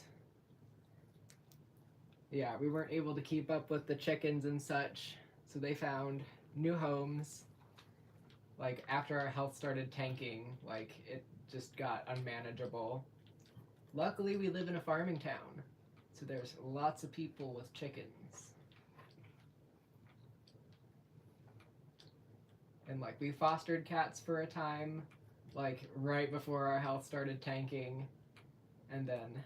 yeah, the 2 fosters we have now are our last babies, and they are going to very special homes. Like, one of them is going to our mom because her cat right now is 17 years old, and yeah, she's reaching her end final stretch. And I don't think my mom can be without a cat for her own mental health, so like, we're holding this guy for her until then. Dang it. Get back here. Ugh.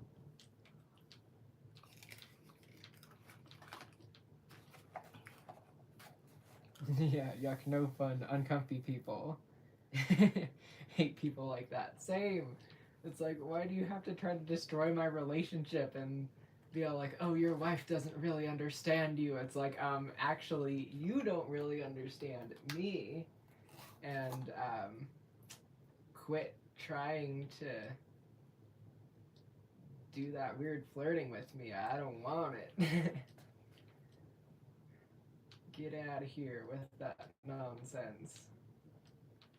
Like, I had another dude being like, I knew you in a past life and we were so close, inseparable. And I'm like, yeah, but this is this life though, and you don't even know me. And also, I'm married. We're relationship goals, thank you.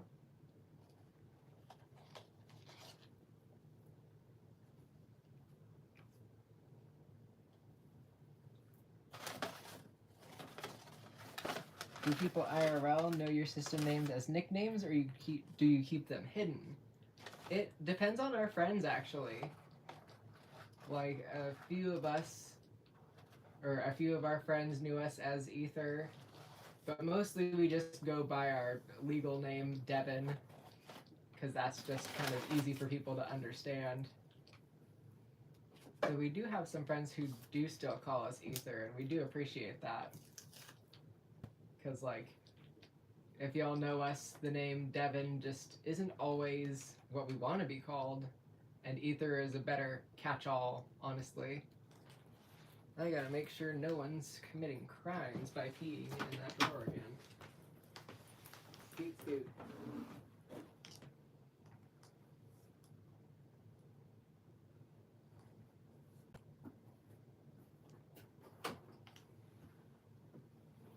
I think we're good.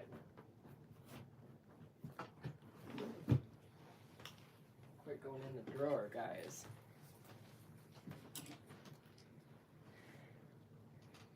Let's see. Kitty Muse, yes. I see. Hearing those out, hopefully we come to agreement, middle grounds. As Muslim, my logic is God made us for test, hence have pass it by way he wants us. And you have your ways, I do have mine, we have peace. Yeah, honestly, that's okay. We firmly believe that everyone is entitled to have their own religion. Like, as long as they're not trying to turn other people to that religion, then we're totally fine with it. Like, we have friends who are Christian, we have friends who are not, we have atheist, agnostic friends. We have friends who believe in, like, a lot more metaphysical stuff. And we all get along pretty well. As long as they don't try to get me away from my wife.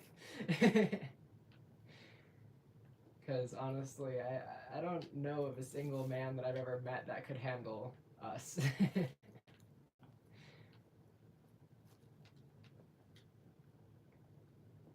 McFlurry. You do not need it in the drawer. You know, the drawer is a secret, fun place, but it is not for you, lady.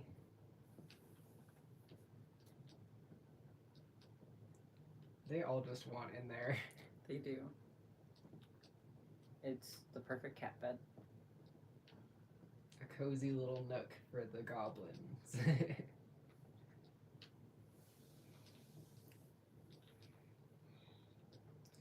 I'm sorry, I didn't give you any food, Sally. Like a salad, you don't need french fries. Or chicken nuggets. For real. That's a lot of sodium. Cats don't need that much sodium.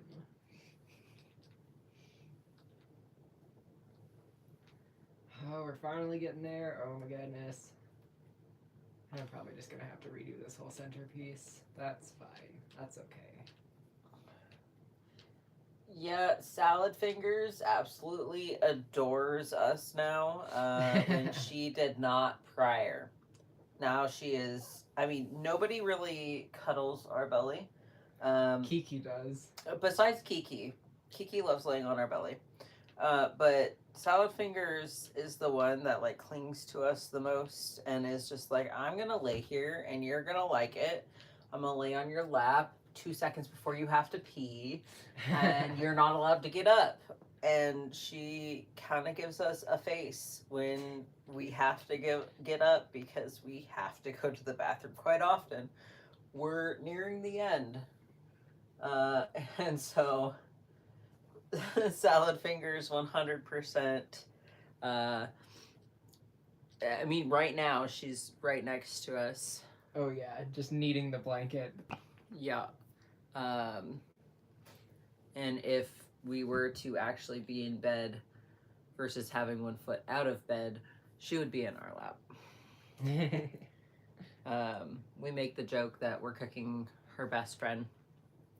All the cat's best friends, really. But particularly Salad Fingers, because she did not like us prior. She would bite us and not let us touch her or anything. And now she is just like, hey, love me. And that was definitely not the case before we got pregnant. Right, she would just be a very bitey cat. Not like maliciously, but like she'd just basically chew on people, and now she does not do that to them. Sometimes to us, but not to them.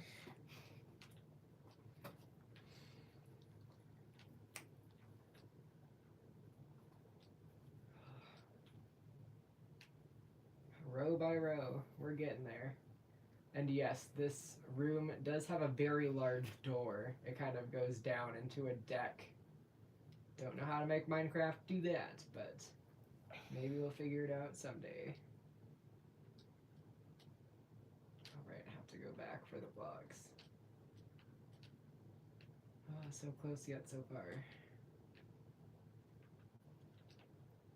You know what, that can just be a little bit anomalous. Give it some mountain texture.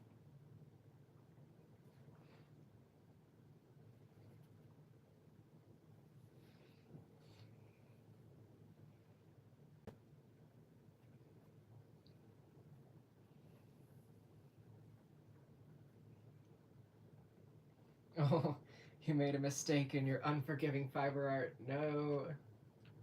Oh, that's the worst. We've had it happen where, like, we have to go back so many rows.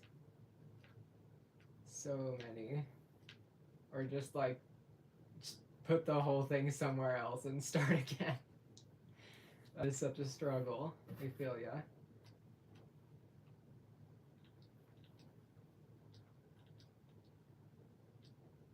Let's see. Although I hope you look, the concept of jinn is Islamic belief spirits like humans with own world and looks, which I suspected you having, but either way, I hope you just look at Islam once. Peace be upon you. That bye? Oh, that does sound interesting. We have done a little bit of looking into that before, but not like extensively, so we're down to learn. We're always down to learn. Sally, you look so happy. And if that was a goodbye, then thank you for joining our stream. And we'll see you later.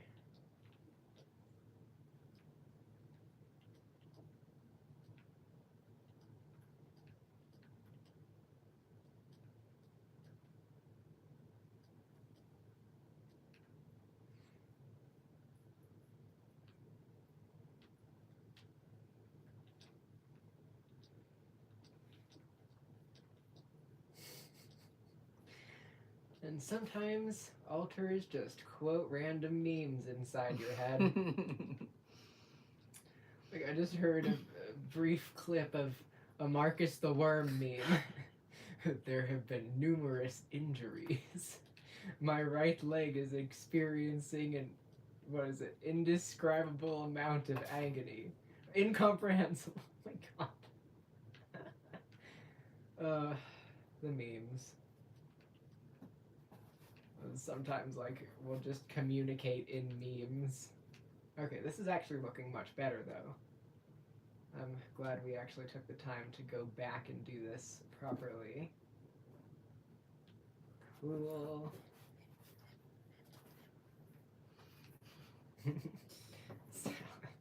Those cats are just so comfortable. And they're playing in that box from the Boppy, aren't they? Yo. My god. So we actually won one of those baby Boppies in the raffle that we were in. They entered, but we went and picked out the prize, and it was something that we needed. Like it was one of those little odds and ends that you forget about until the baby's there and you're like, oh crap. It's actually on our like needed section of our or must-have section of our baby registry, and we took it off because we won it. Right, we won that for free from a raffle ticket, like absolute score. We're so happy about that. Definitely makes our lives easier. And it's a nice neutral color, so it's not like, you know, hot pink or something. Not that it would matter. It's like, this guy's gonna be a baby. He won't care for a hot minute. But it's like a nice beige, which is great because You are going to be the beige mom, TM. might end up being a beige mom. Probably will. We will see. That is getting weird. I want to put that there. Nope. So many levels. So many levels. Yeah, on our last video, we shared our baby registry, and a couple people have bought stuff off of it, so thank you. Yeah, thank you guys so much for that. We get notifications when things are bought, and so it's not just a total surprise, and we do look because we want to know if, you know, say we're gonna go to like the store or something, we want to know what's coming so we don't accidentally buy something extra. So thank you very much for buying off of our registry. No one has to, obviously. It's just appreciated. You guys are fantastic and wonderful people. Right, like every little bit helps, and we appreciate any help. Like, thank you all so much. Yes, almost there. And then I get to put a gigantic thing on top of what I just made. Terrence! He did that. He freaking took a building and put it on top of the mountain. And now I have to build it. SMH, bro. I mean, yes, it's good to have everything kind of going into the same place again so that there's less barriers of distance. But at the same time, it is a lot to keep up on. And he, like, rapidly changed multiple things. Like, literally in one afternoon, Terrence put this building on top of the mountain, scooted the pyramids above the mountain, moved the east, and moved the tree. And I'm just over here like, oh my god, I can't do that stuff. I'm low-key a little bit jelly. Like, how? So our inner world has changed again. I don't know if how much longer we're gonna have that set up with the rings, because the rings have also moved. A lot of it changes over time with, you know, healing and the desire to be closer to each other because of less barriers. It's a lot of work on the brain, though, not gonna lie. Like, we felt all, like, headachy after that for a while. And he did that all just on the drive home from work. And we're like, okay, yep, this is happening now. Ouch. Okay, I guess. It's happening. And yeah. Now things have moved again. And now I have to account for them in our frickin' Minecraft map. We try to keep this thing kind of as like a good semi-accurate representation of things, because sometimes it actually does help us with uncovering things. Because someone could be like, yeah, I'm over here on like one of those levels, or like this is where, like, kind of putting markers where they are, things like that.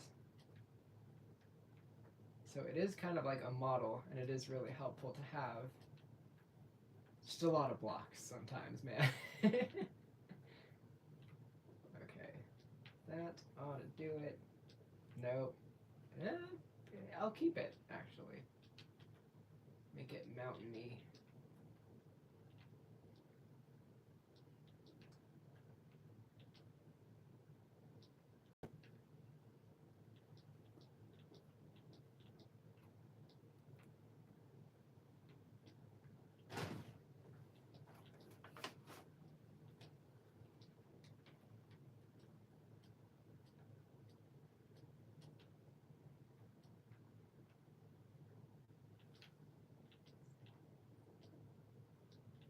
Oh, we're almost there.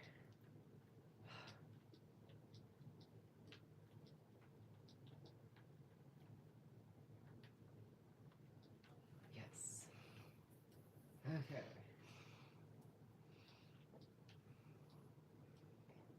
Sally now appreciates me picking her nose. No more crusties for Sal. There we go. Yes, we got the top of the mountain. Crap, the door isn't actually that big. Oh, actually, wait, no. Is it? Hang on. I think I just need to fill this in a little.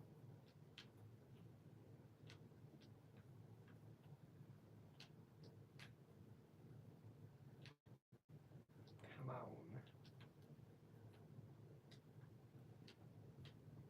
No, because that is pretty accurate.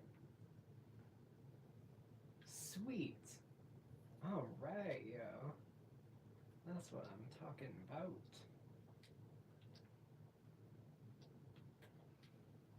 Just gotta add some details. That's good for now. That is good for now. And now this. Here's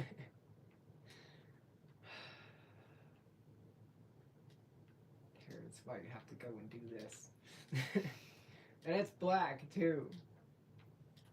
This big black thing on top of the mountain.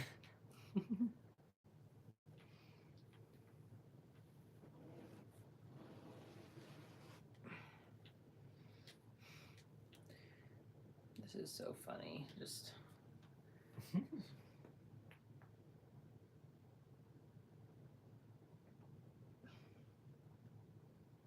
See, what are you playing Minecraft on? This is on a PS4. We've got all of our progress from Worlds on PS4. There we go, that's the proper angle. Okay, so it kind of goes like this. Ah, not like that.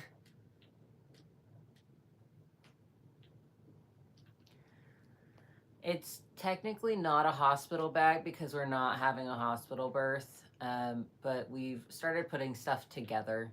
We don't have it all together, but we've got some stuff together.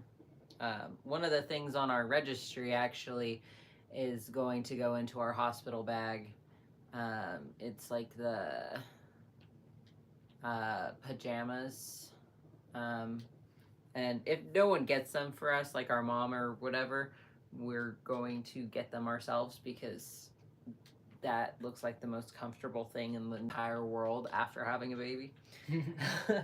But things like that we just don't have yet, but we have pretty much everything.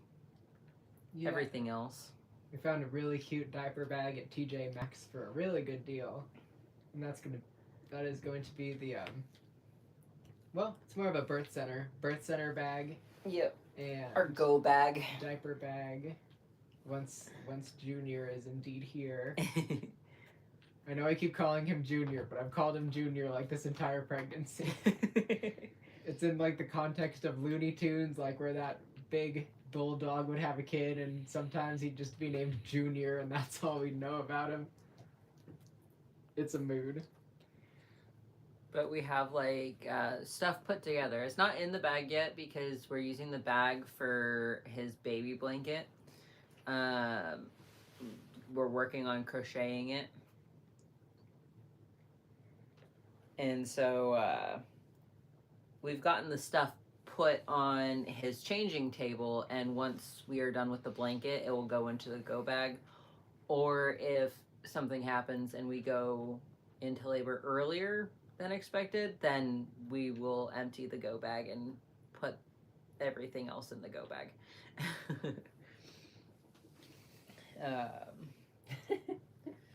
But there's like a few things that are on our registry that we need to get before our go bag will be considered fully packed. Mm-hmm.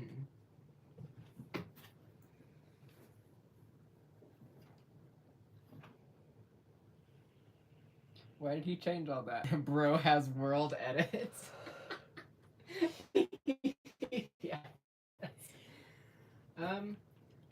wanted to do it as kind of a way to like bring us all closer together and help us to become stronger in a way.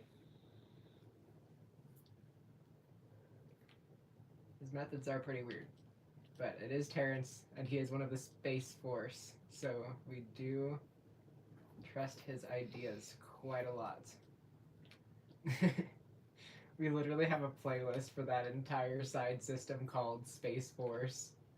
It is on SoundCloud. We might actually link that, because there are some jams on there, I tell you what, Bobby. Okay, that looks accurate. Terrence, why? Why there? Why there? I'm low-key salty. I feel like it's defacing our mountain, which has been there since we were but a child. But at the same time, I know progress is progress, and like it'll be worth it. McFlurry. Little trash lady getting into the trash. Young woman. Stop.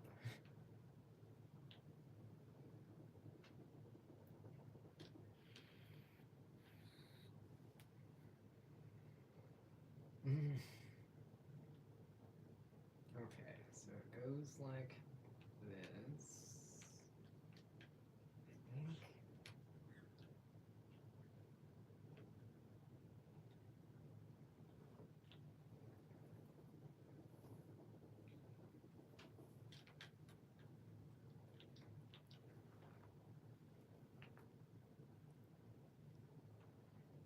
How is Hollow? I always love their blue videos.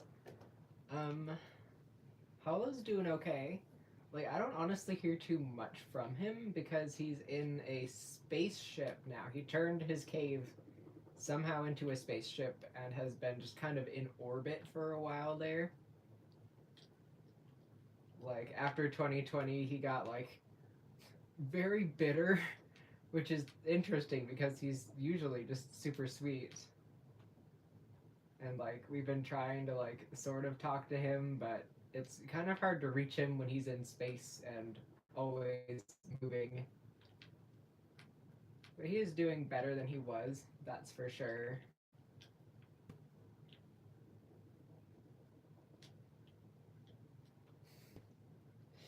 Bro gave you neighbors. He did give me neighbors. Like, not a lot of people actually live in this thing. It's more like a weird type of generator almost. Like, once I actually get this thing done, it's got like, it's like a sphere and then a bunch of rings that like spin around it. And they're not always moving, but sometimes they are. And it's like, what is that? I know he knows what it is, but he's like, I'm not telling you right now. Other people in the system know. I don't. Liz knows. She's not gonna tell me. Oh, I'm salty. I just know what it looks like. Super centers sound kind of epic, TBH. And Odyssey's doing great. He is always up our butt and wants to know exactly what we're doing. Is upset that he's not allowed in the nursery. Looks at us like, but Mom, I have to be on your feet 100% of the time. What are you talking about? Why can't I come in there? And then he tries to slowly border collie sneak his way in like we can't see him. I am invisible. I join you now. Yup. He loves babies though. Like human babies, rat babies from when we had rats, kittens, like puppies. He loves anything that's baby. So I feel like he is just gonna be super sweet and super excited for this child. And I'm excited to see him like give him the most gentlest of nose boops like he does with baby animals.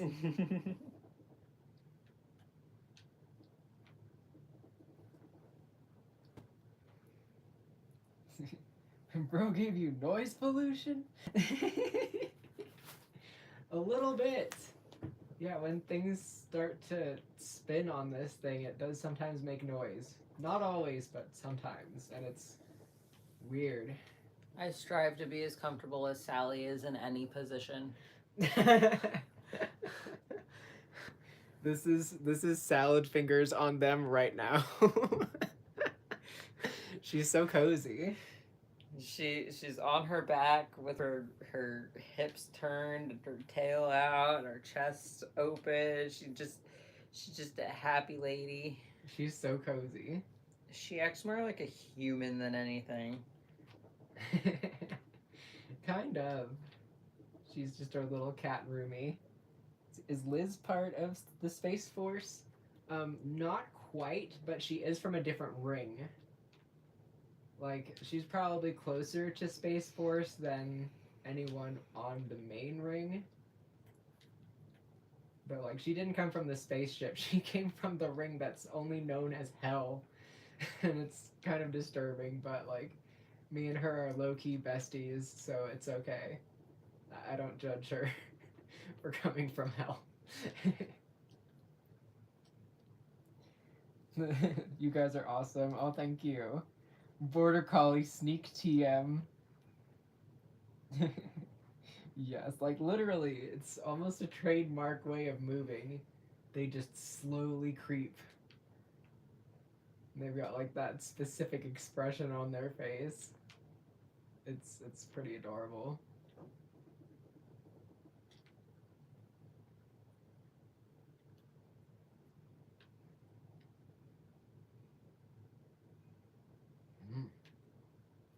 Still salty about this thing.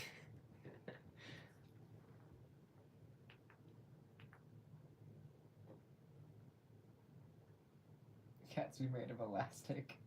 LMAO, love the religious trauma names.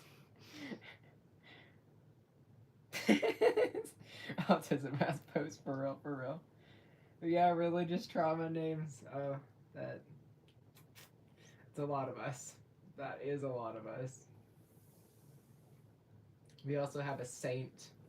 I think we both have a saint. Yep. We both have a saint. Ours is the one who is still, like, pretty messed up about Christianity and stuff. He's that one who's like, oh, I was pushed so far into space that even God can't hear me, and he constantly has existential crises. We're working on him, though. He's getting better, luckily. He's got a boyfriend and acrylic system now.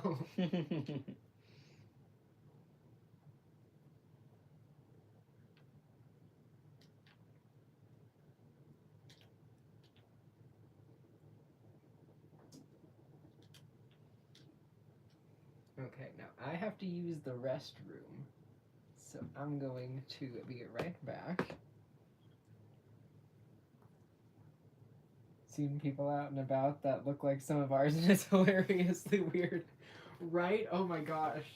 Sometimes I'm like, wait, can I take your picture for a reference photo? But I never say that because that would be awkward.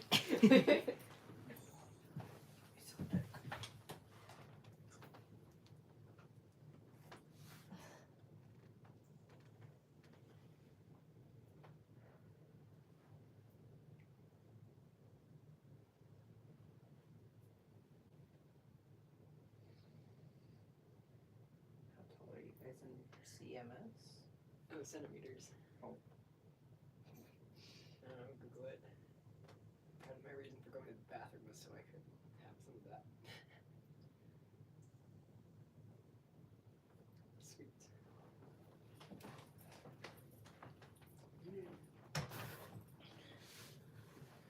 How tall are we in centimeters? I couldn't tell you. We are 5'5", and you're what, 5'7"? Like 5'7", 5'8". Kind of depends. I think I'm 5'8". Okay. The mural is finished in Baby's room. If you look at one of our previous videos, the one where we're doing a system update, us in particular. We finished it. I think that's in view. But you can see the mural in our update video, system update video for us.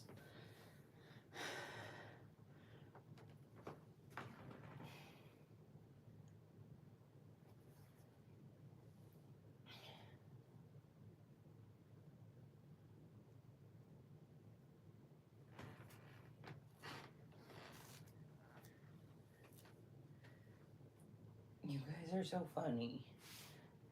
Just cats littering around the room.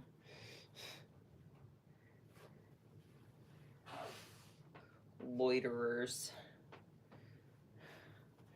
Sally, I gotta sit down. Sally, you're in my spot. I know I got up, but I gotta sit. Come on.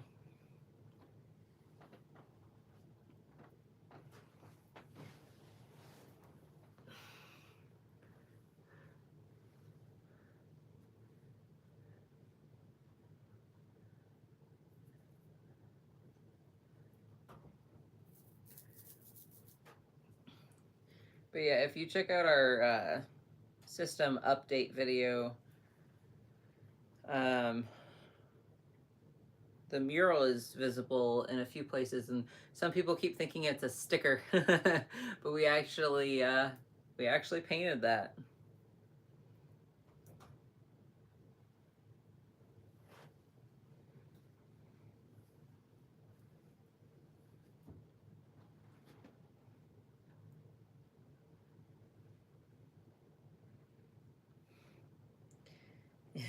Go eat some food.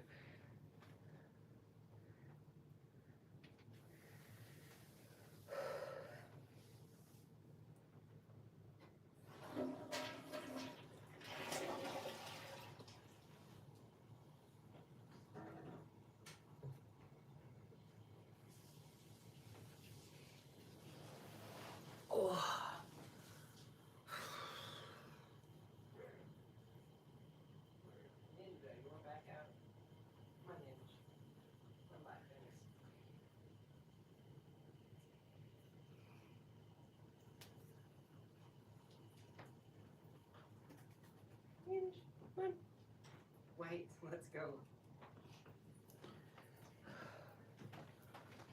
Come on, little void lady. Make a flurry. Okay, I'm back, and now Salad is in my spot.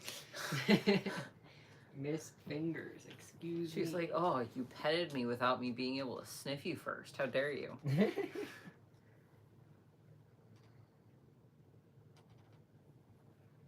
Oh, we had a P.O. box at 100% crochet little man, some cute baby stuff. Yeah, currently we can't afford a P.O. box. Hopefully we'll be able to soon. But right now we're a little bit tight. Most of our money's going towards like baby stuff and bills. So if we do get a P.O. box, we will definitely let you know first thing. Keep doubting we have them though. Like, we are an odd type system, as the amnesia is not terrible. Like, what the heck? Oh, OSDD. Yeah, OSDD is definitely different than d.i.d. There's a lot less amnesia and like some different symptoms. Autocorrect, I feel it. Yes, you go get some snack. Ain't that life? Baby stuff and bills, LMAO. It is the truth, oh lordy. No, let me Google how tall we are in centimeters. Let's see, 5'5" in centimeters. No. Come on, no, stop. Tablet, behave. There we go. So acrylic is 165 centimeters. And we are 172. Dang, that makes me feel tall. I like that.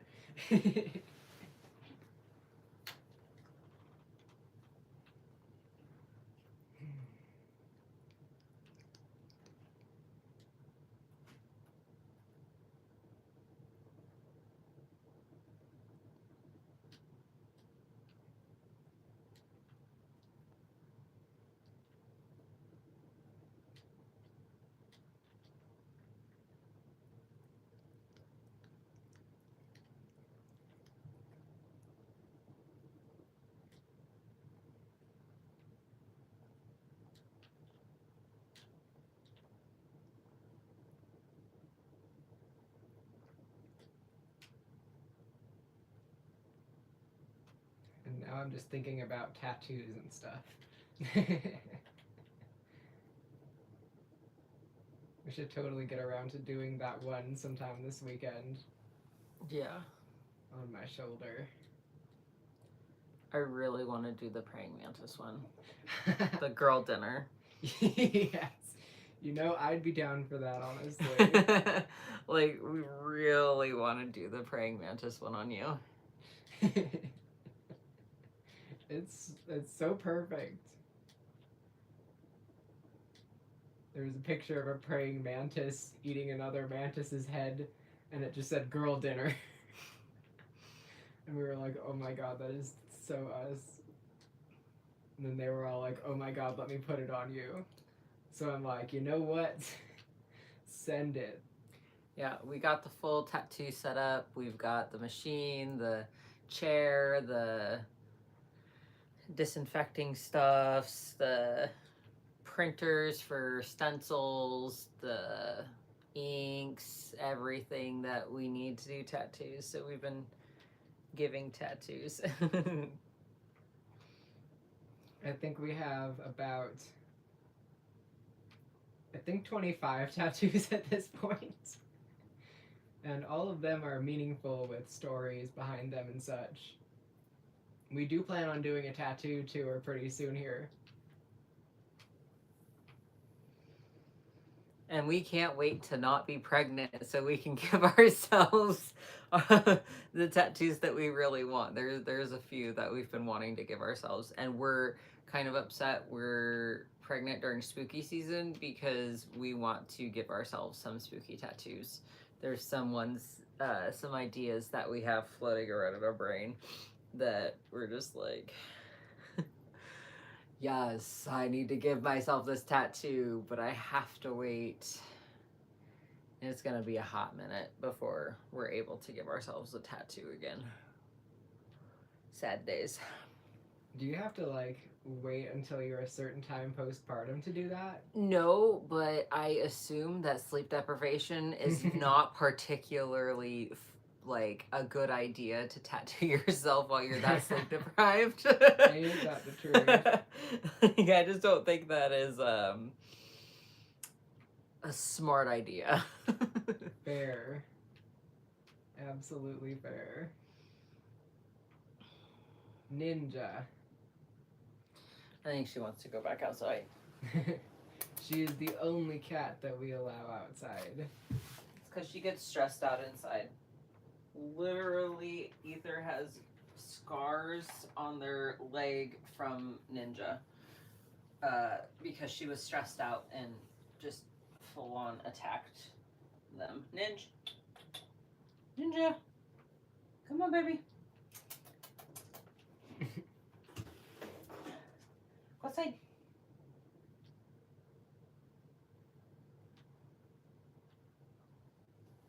Go outside. There she goes. Out the window, onto the deck.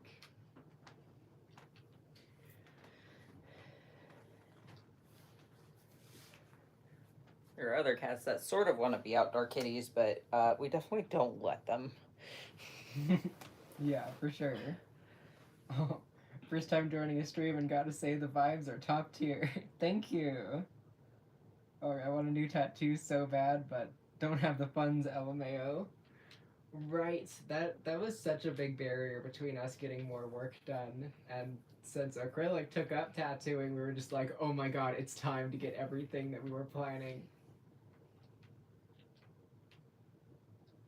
We designed like the vast majority of our own tattoos, so it's kind of awkward going into a professional artist and being like, you need to put this picture on me exactly how I drew it. But when it's your spouse, they're like, yeah, sure. They get it.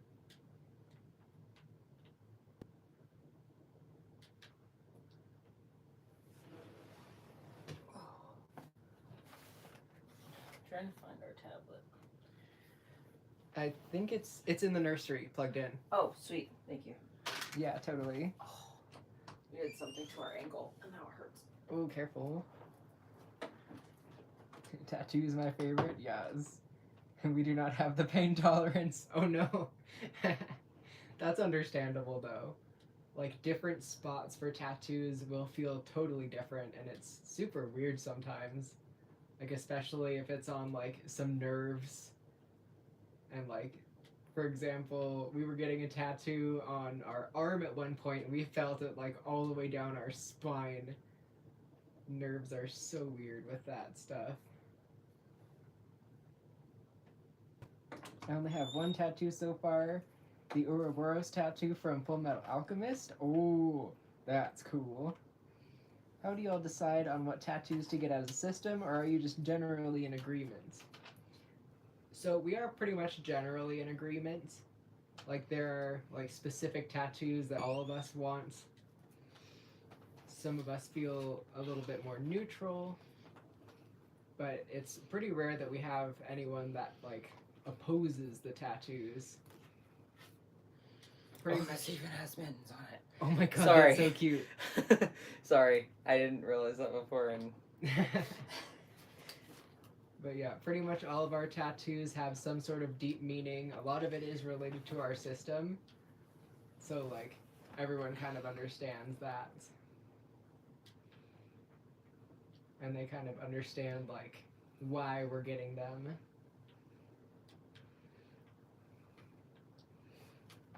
Because like our tattoos tell our story in a way. But like not everyone will know what they mean and we're fine with that. Because some of the things like we wouldn't want people to know exactly what they mean, like the big one on the back of our arm. oh, Procreate is updating and they have new brushes apparently. Oh, that is the bomb.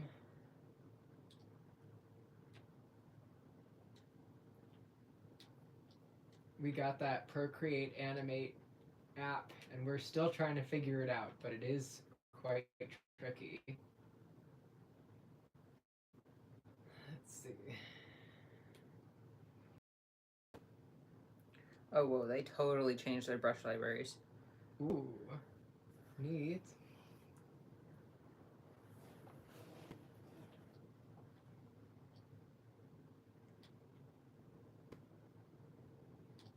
Let's see, what time is it? 3:26? Not too bad. I'm just keeping an eye on the time so we know when to eat dinner. And now YouTube is updating. Now I can't see the comments. How very rude, YouTube. Here, I don't want to take your phone from you. you can take it until your YouTube is updated. It's okay. It'll I'll only be a minute. I'm gonna be playing with some of these pens and pencils and stuff.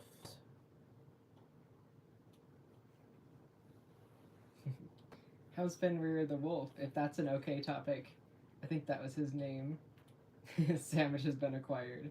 Gotta go, great stream, bye y'all. Bye. But I will talk about Fenrir still. He's been doing alright. Like, for a while there, like, he definitely dug too deep into the trauma and got quite messed up. But over time, he's, like, gotten better for sure. He's been hanging out a lot with one alter named Prophet, and she's really cool. She underwent a fusion recently, and like she looks a bit different, but she has the same like excellent vibe. She's kind of like chaotic good. And she makes friends with a lot of the alters who are like kind of volatile. Like when Ilya was still Bad Wolf, before all of her fusions, the only person that could actually communicate with her was Prophet. And she's kind of like our mediary, I suppose. She can mediate with some of the alters who are more in rough spots. I don't want to necessarily label anyone as volatile. That's just the word my brain automatically comes up with.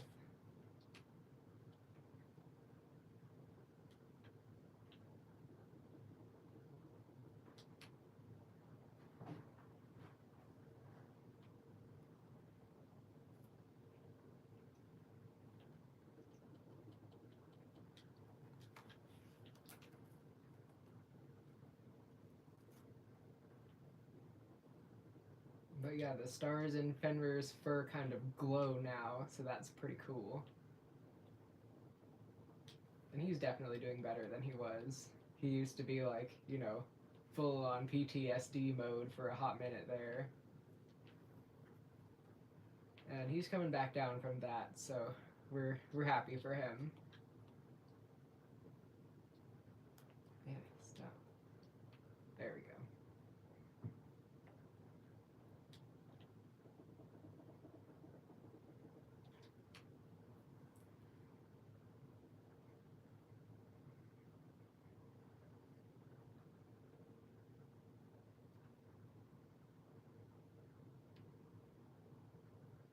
Oh, there we go.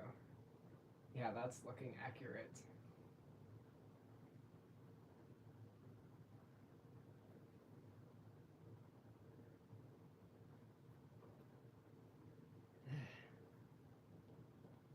I'm still annoyed about this thing.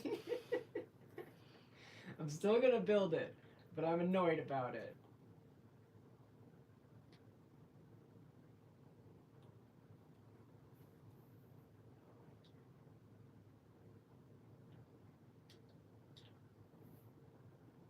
It feels like it shouldn't be here because this building was originally on one of the further out rings. The one titled, I think, Zion. And,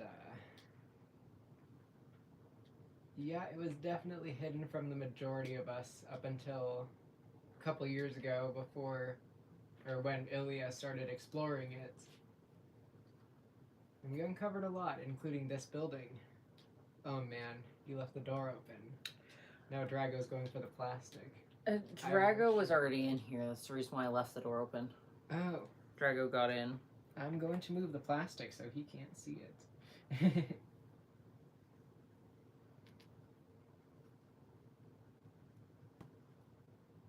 How is Acrylic Art Supplies doing?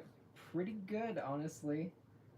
We have so much paint right now. We were going through all of our art supplies and putting all the paint in one spot.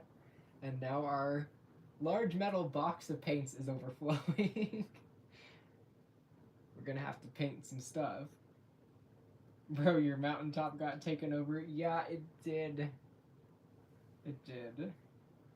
Enjoyed Kiddo's art corner. Oh, yes. Yeah, maybe you should do one of those again sometime. Oh yeah, Little's Corner. The art corner on your other channel. Oh yeah. Yeah. Have you been watching any TV shows? I'll let you start to answer that while I move the plastic bag out of Drago range. I don't remember what ones we started. I do know we started a couple. What's that haunted one? Oh, Haunted Hotel? Yeah, Haunted Hotel was one of them. That's a fun one.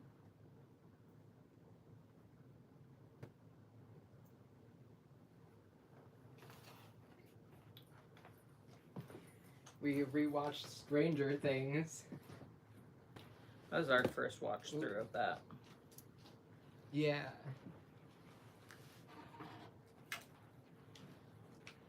And that one was super good. A lot of it hit way too close to home, so we were like, dang, you actually put that on the screen? Jeez, Netflix. But it's a really good show. Is the new season coming before or after the dude is born? Of Stranger Things? Yeah. I can't remember if that one's before or after because we have a few TV shows we're waiting on, like Right. Husband Hotel. I can't even remember what all we're waiting for. Wicked. We're waiting for Wicked. Oh, the next Wicked. Oh my goodness. So psyched for that.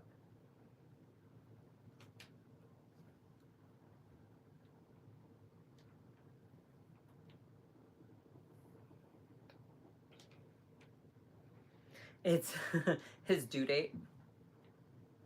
His due date is the one when the new Stranger Things is coming out. Oh my goodness. Yep, it's his due date. Oh, that's awesome. Okay, I know this is really shoddy praying mantis, but I was just trying out this marker and I actually really like it. This is good just marker. with no reference or anything, so. Oh, nice. That's not too bad.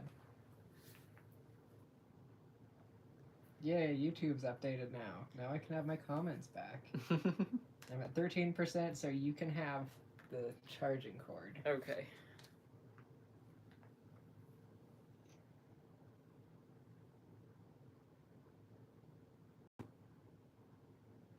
There we go. Perfect.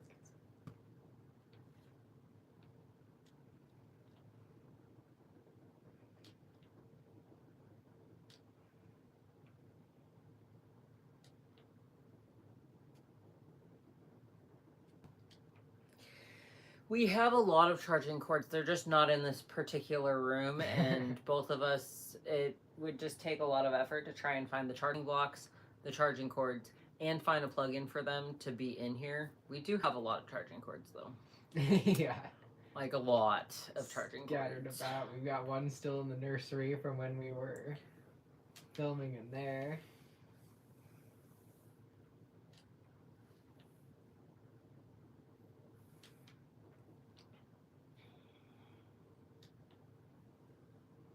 We've got a bunch of like shortish ones, but like they're pretty short sometimes.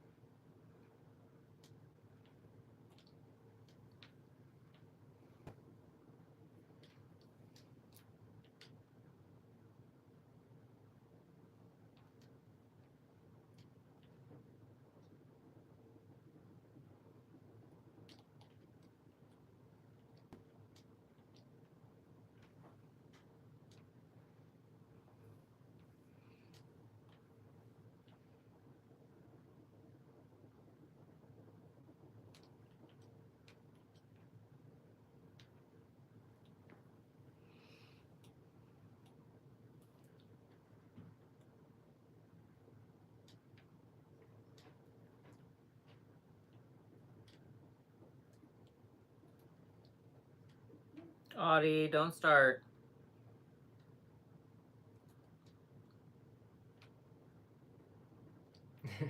Prime example of how he gets fussy when he can't be all over acrylic.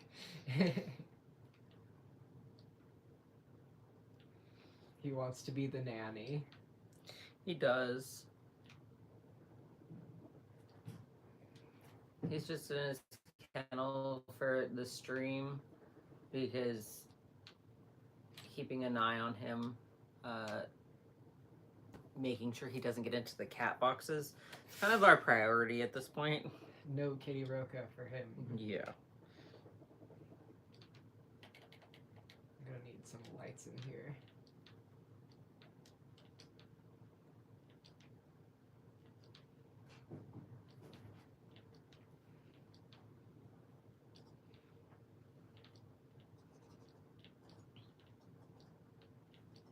Yeah, that's good enough.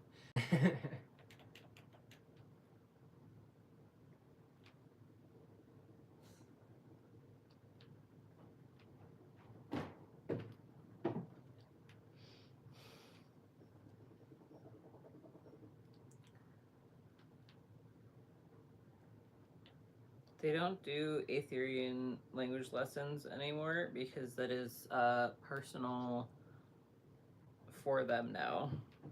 Yeah, we learned what it came from and why we have that in our system, and we're like, oh man, that is so trauma based.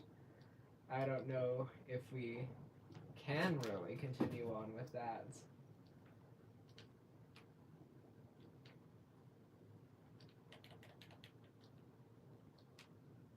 So for the time being, yeah, we're not planning on doing much more of those. Not to mention that Dexter ended up fusing. He is now part of an altar named Lexicon. And he's fronted a few times, but he does a lot more like internal stuff than being out here. Oh, we have so much yarn. There's so much yarn. We're working on going through quite a bit of it, trying to use it up and make cool stuff for the boy. Like I'm gonna show you briefly our current project, that basket that we're working on, because it's 3 different types of yarn. And like, here's the base of the basket. It's very big. And it's 3 different yarns. And it's gonna be awesome. Definitely big enough for some baby and toddler toys.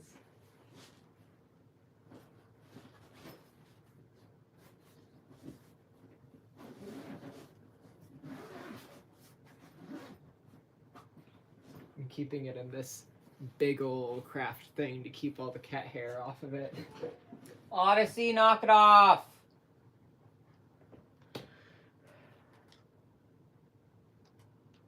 It's fine.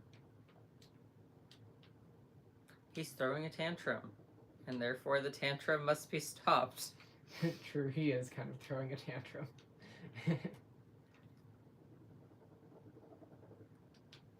We love Odyssey. However, he can be in the kennel for a couple hours while we stream and not kick up a big fuss because he's not allowed to be all the way up our butt. In our skin. He wants to live in your skin. Yes. It puts the lotion on. It puts the lotion in the basket. A lot of things we've been watching have been like some of those true crime documentaries.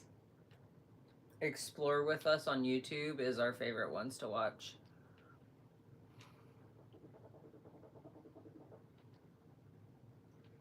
That's what the channel's called. Mm-hmm. Or Ewu, which is more fun to say.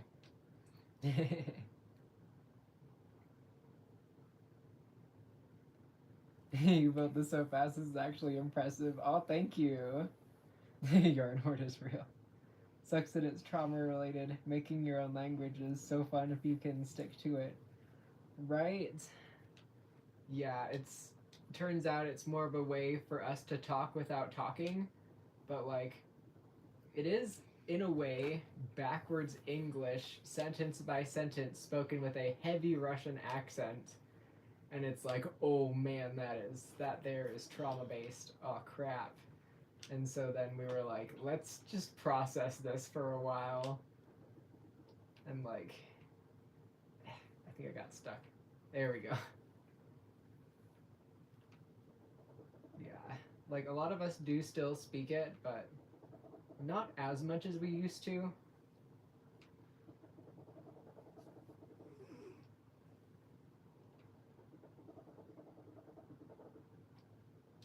And then a lot of people started using the word conlang, and like, personally, we find that word to be a hideous creation of the English language. Like, I'm all for the meaning of the word, you know, creating a language, but just the word itself, conlang, is just atrocious. Does not flow off the tongue well, and it feels like an insult to the creation.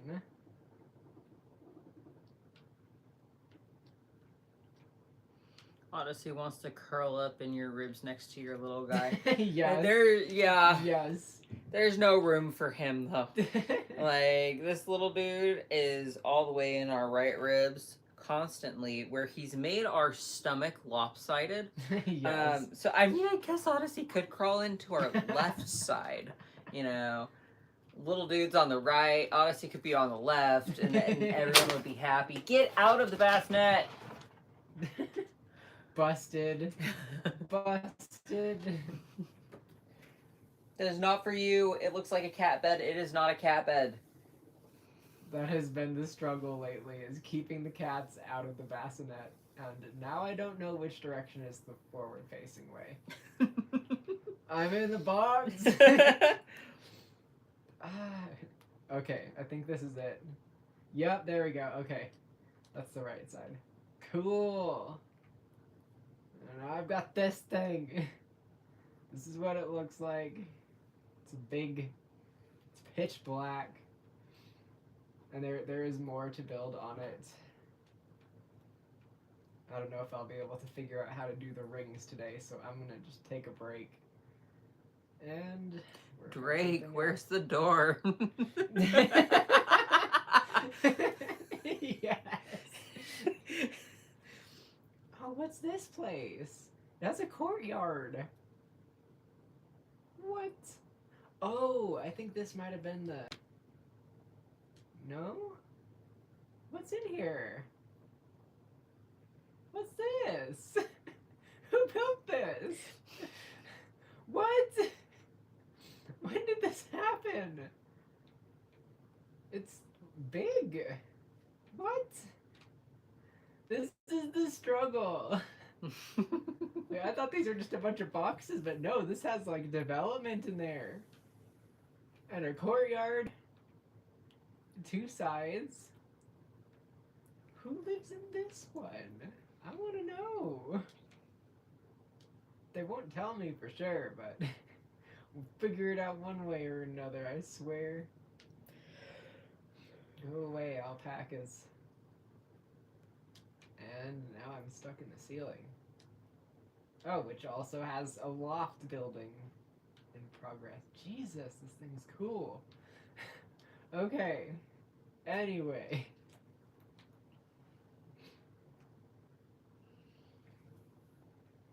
I think this was the Far West building. Oh, it's labeled. Far Western.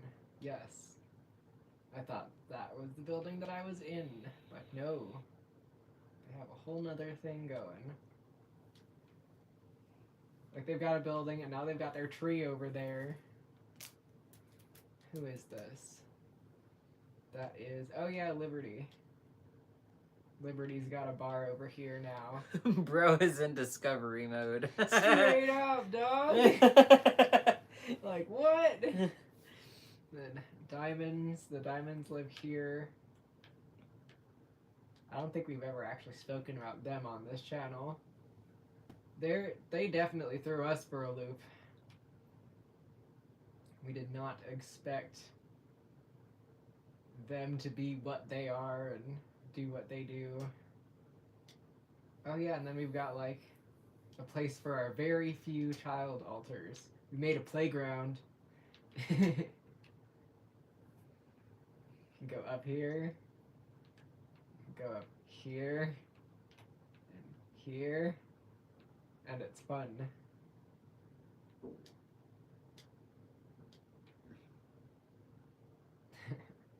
Someone sees a bird. White, do you see a bird?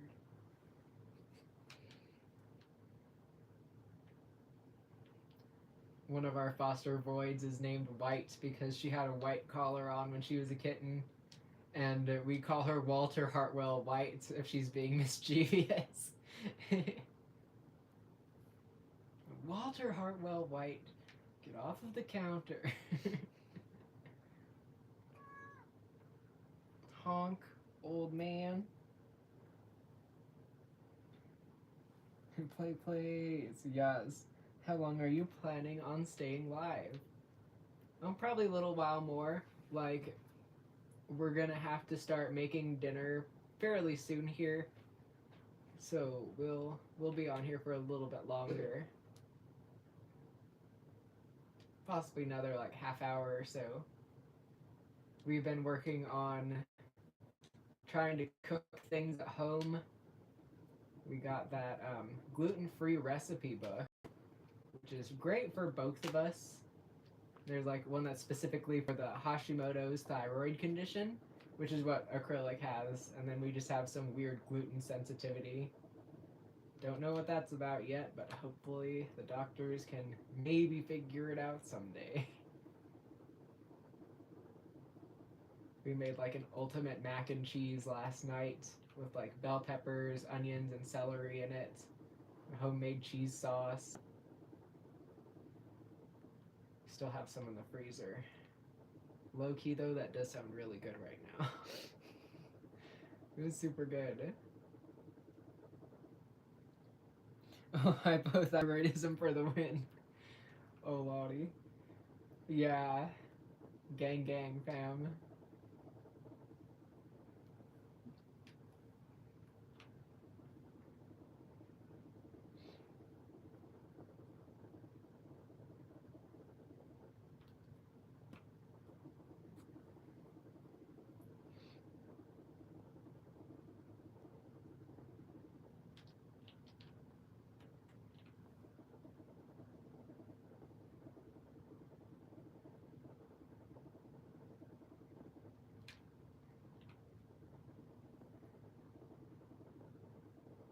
I'm glad we figured out how to build so fast. Because, dang, some of these are big. This has taken quite a while. I almost want to go back to our old inner world map just to look at it. Look at the differences.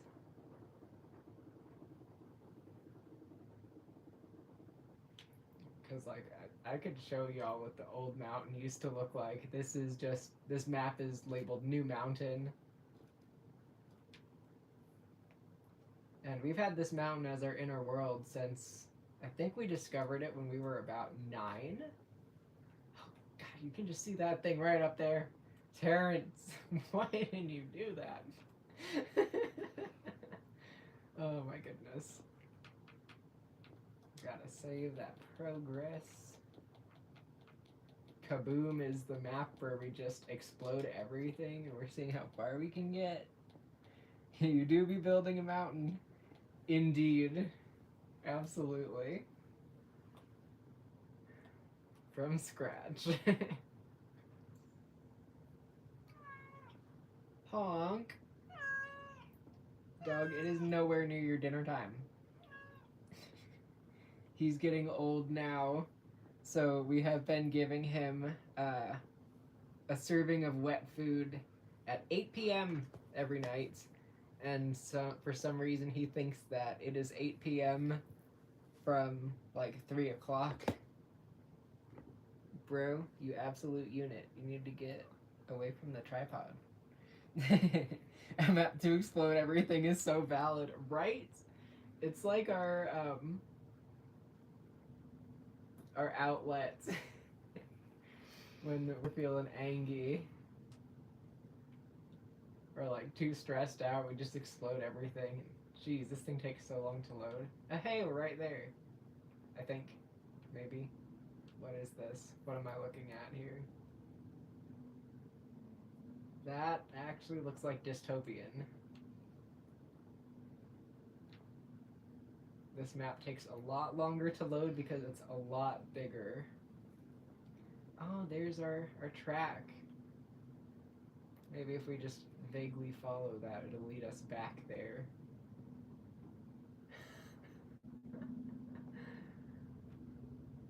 Definitely overloaded the PS4 with this thing. There's Parsifal's landmass, which he's basically forgotten about at this point. He's been hanging out at a different floating landmass called Olympus. Oh look, we've got a directional thing. The spaceship is that way. And what does this mean? Oh, the pyramids. The pyramids are that way. There's the pyramids. Yeah, it turns out that Farkas's mountains were pyramids. There's a silver one on top and then a gold one on the bottom. And now those are above my mountain too. I know it's not my mountain, but it's where I live. SMH. I think we were working on building the moon there. But it's hard to make a sphere. And I am just being fed secondhand information. Oh, there are 2 train tracks. Oh, you can see where that one's not finished. Hey. Okay. There is that tower.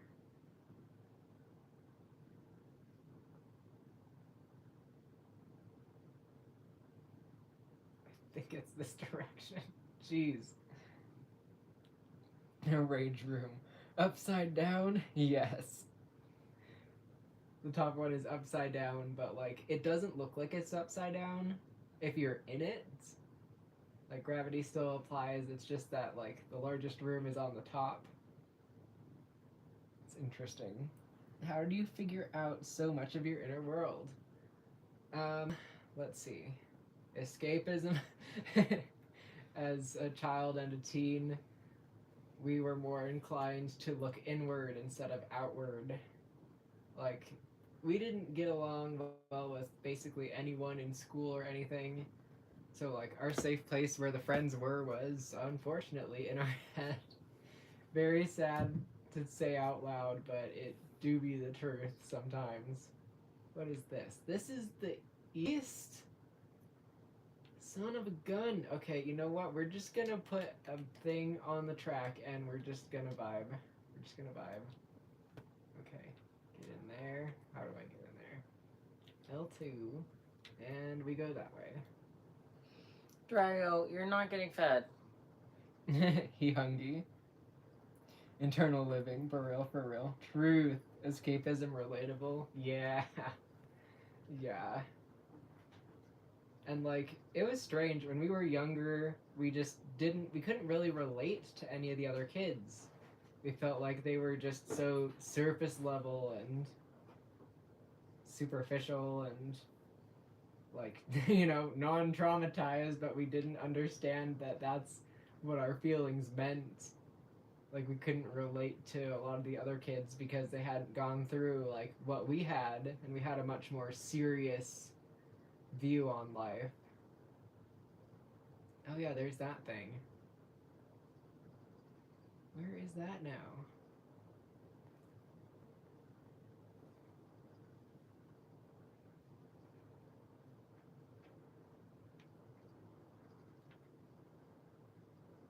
Got too much stuff moving around in the inner world. We're all adjusting to adulthood and our very much so lowered barriers. Yeah, the river goes up one side and down the other, which we think is pretty cool. Oh my god, that was a mountain. Yeah, I'd say we're definitely doing a better job on this one currently. But on this one, at least they got the placement of the garage correctly. Yeah, that's where the garage is. Yep. There's a couple vehicles. I know Marco's got like a red truck, kind of like our dad. Oh, that is not as size accurate, not one bit. So there's the dining room and the kitchen. Kitchen has a door here, but it's not here.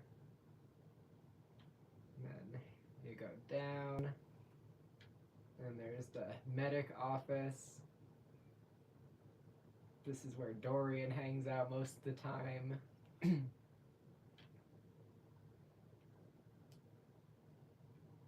this thing is definitely built like a maze. I feel like that's a purposeful hiding method that our brain did. Oh, we got out into this hallway. Where's the stairs? Well, there's a freaking chute all the way down. What happens down there?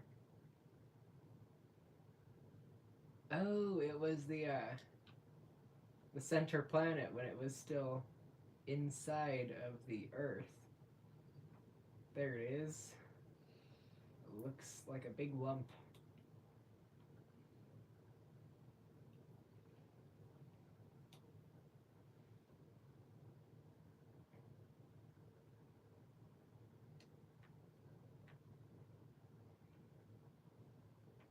Okay, where's this? Okay, cool. This thing is just fun to explore around in.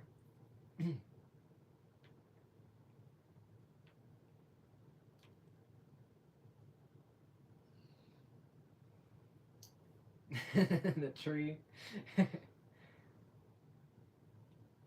It wasn't this close, like, in our actual inner world. We just did that for sake of the biomes that this world generated. everything's kind of all over the place. It's so tiny. Oh my goodness.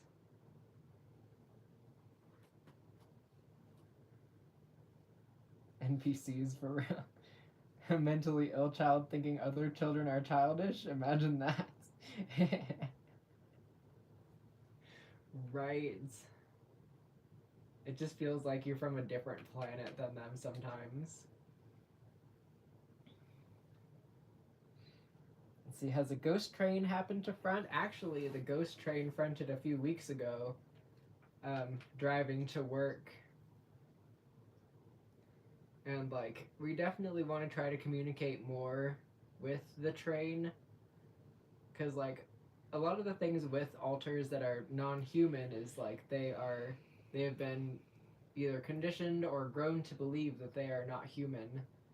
So I feel like that train can speak. Like, I know it can, it just hasn't spoken in a long time. I don't really remember what that sounds like. That was in, like, 2020. So it has been a minute. Yeah, it did take forever to build that other one. What advice would you give younger you, like back when you started your channel? Oh, that's a good question.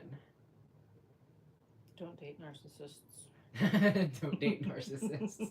Yeah, true. Stacy trademark. Sorry, I had to. That was easy. Like a dump Stacy now. Be the one to dump her. Don't let her cheat on you.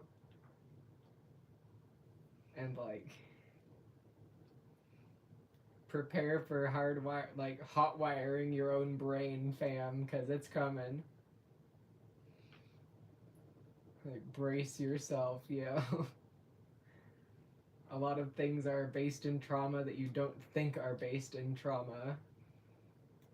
Because that was the case for a lot of stuff. You made it to the live. Welcome in. Thank you for joining us. Entry to the dark zone / secret garden. Oh, well, now you guys know a secret. We have a secret garden.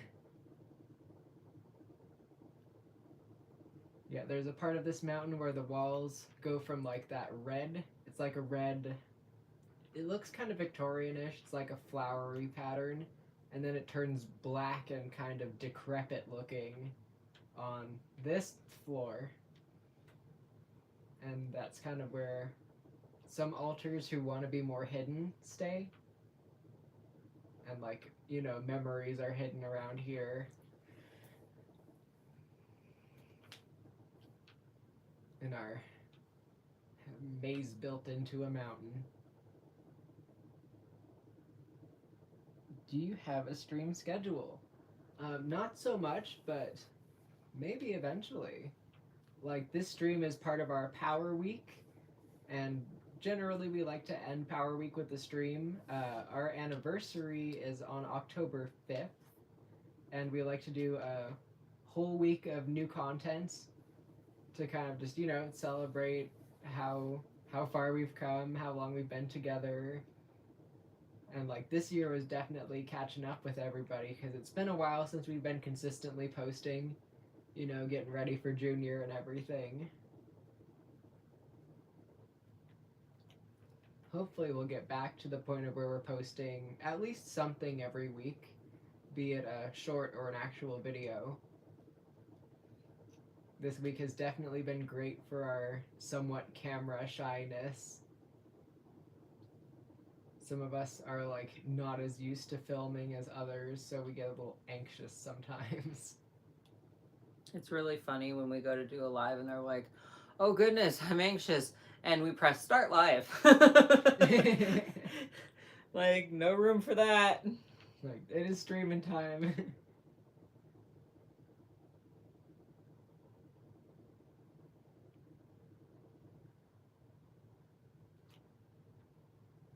We have a large inner world, lots of altars now coming up from the underground. How did you guys deal with the large influx of new altars being integrated with the others?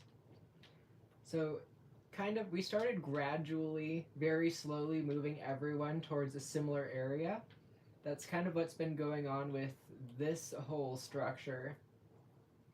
And then now we've got more mountains to the back there.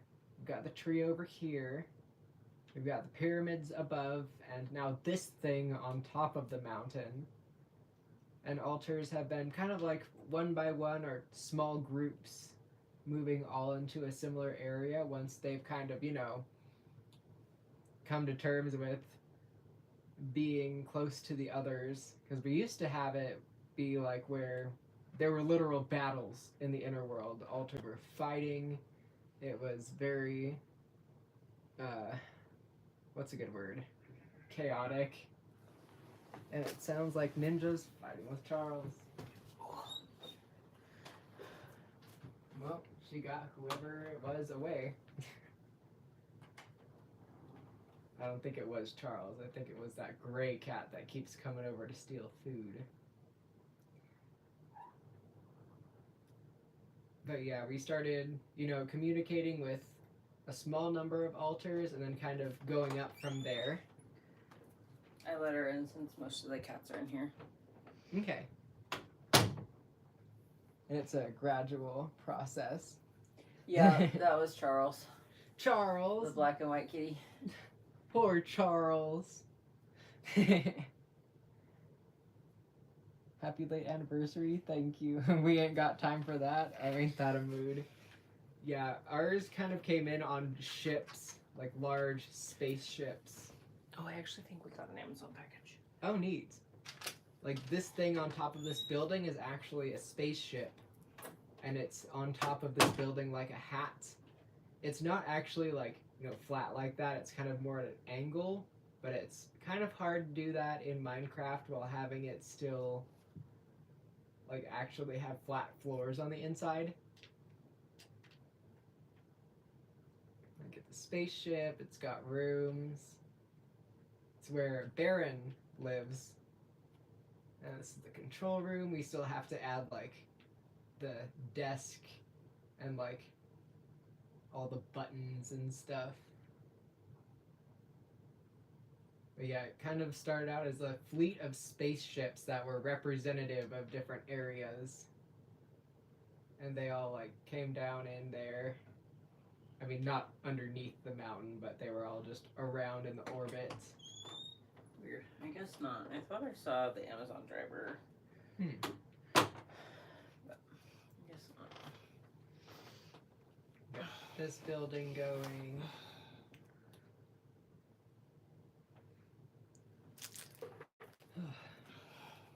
So many things to build. Oh, yeah. Mantis. That looks cool. Gotta put a head in the mandibles and call it girl dinner. Girl dinner. I didn't want to steal the exact design. Mm-hmm. Very mindful, very demure.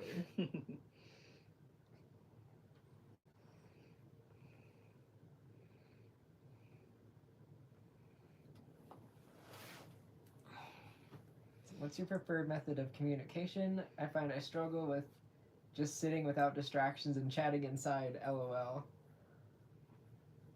Let's see. I think for us personally, now this is not something that will be effective for everybody, but we like to mostly communicate while we're driving in the car with loud dubstep.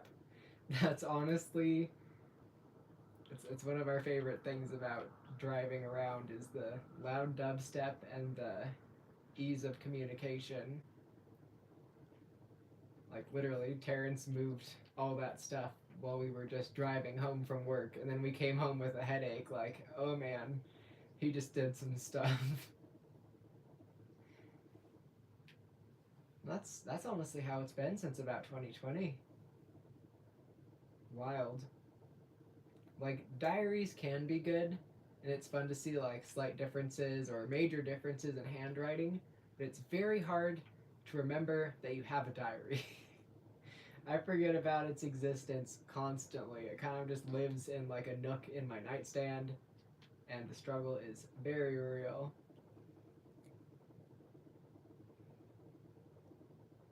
we've been finding your videos really helpful, and are watching some old ones to catch up. Happy to have new ones now to watch too. Awesome. I'm glad people are enjoying our new vids. I know things are a little bit different than they used to be, but like I'm glad people are still digging them. Everyone changes and grows. True. Darn. Uh-oh. How are you guys able to have transportation in the inner world? Was it a choice you guys made, or did it just happen?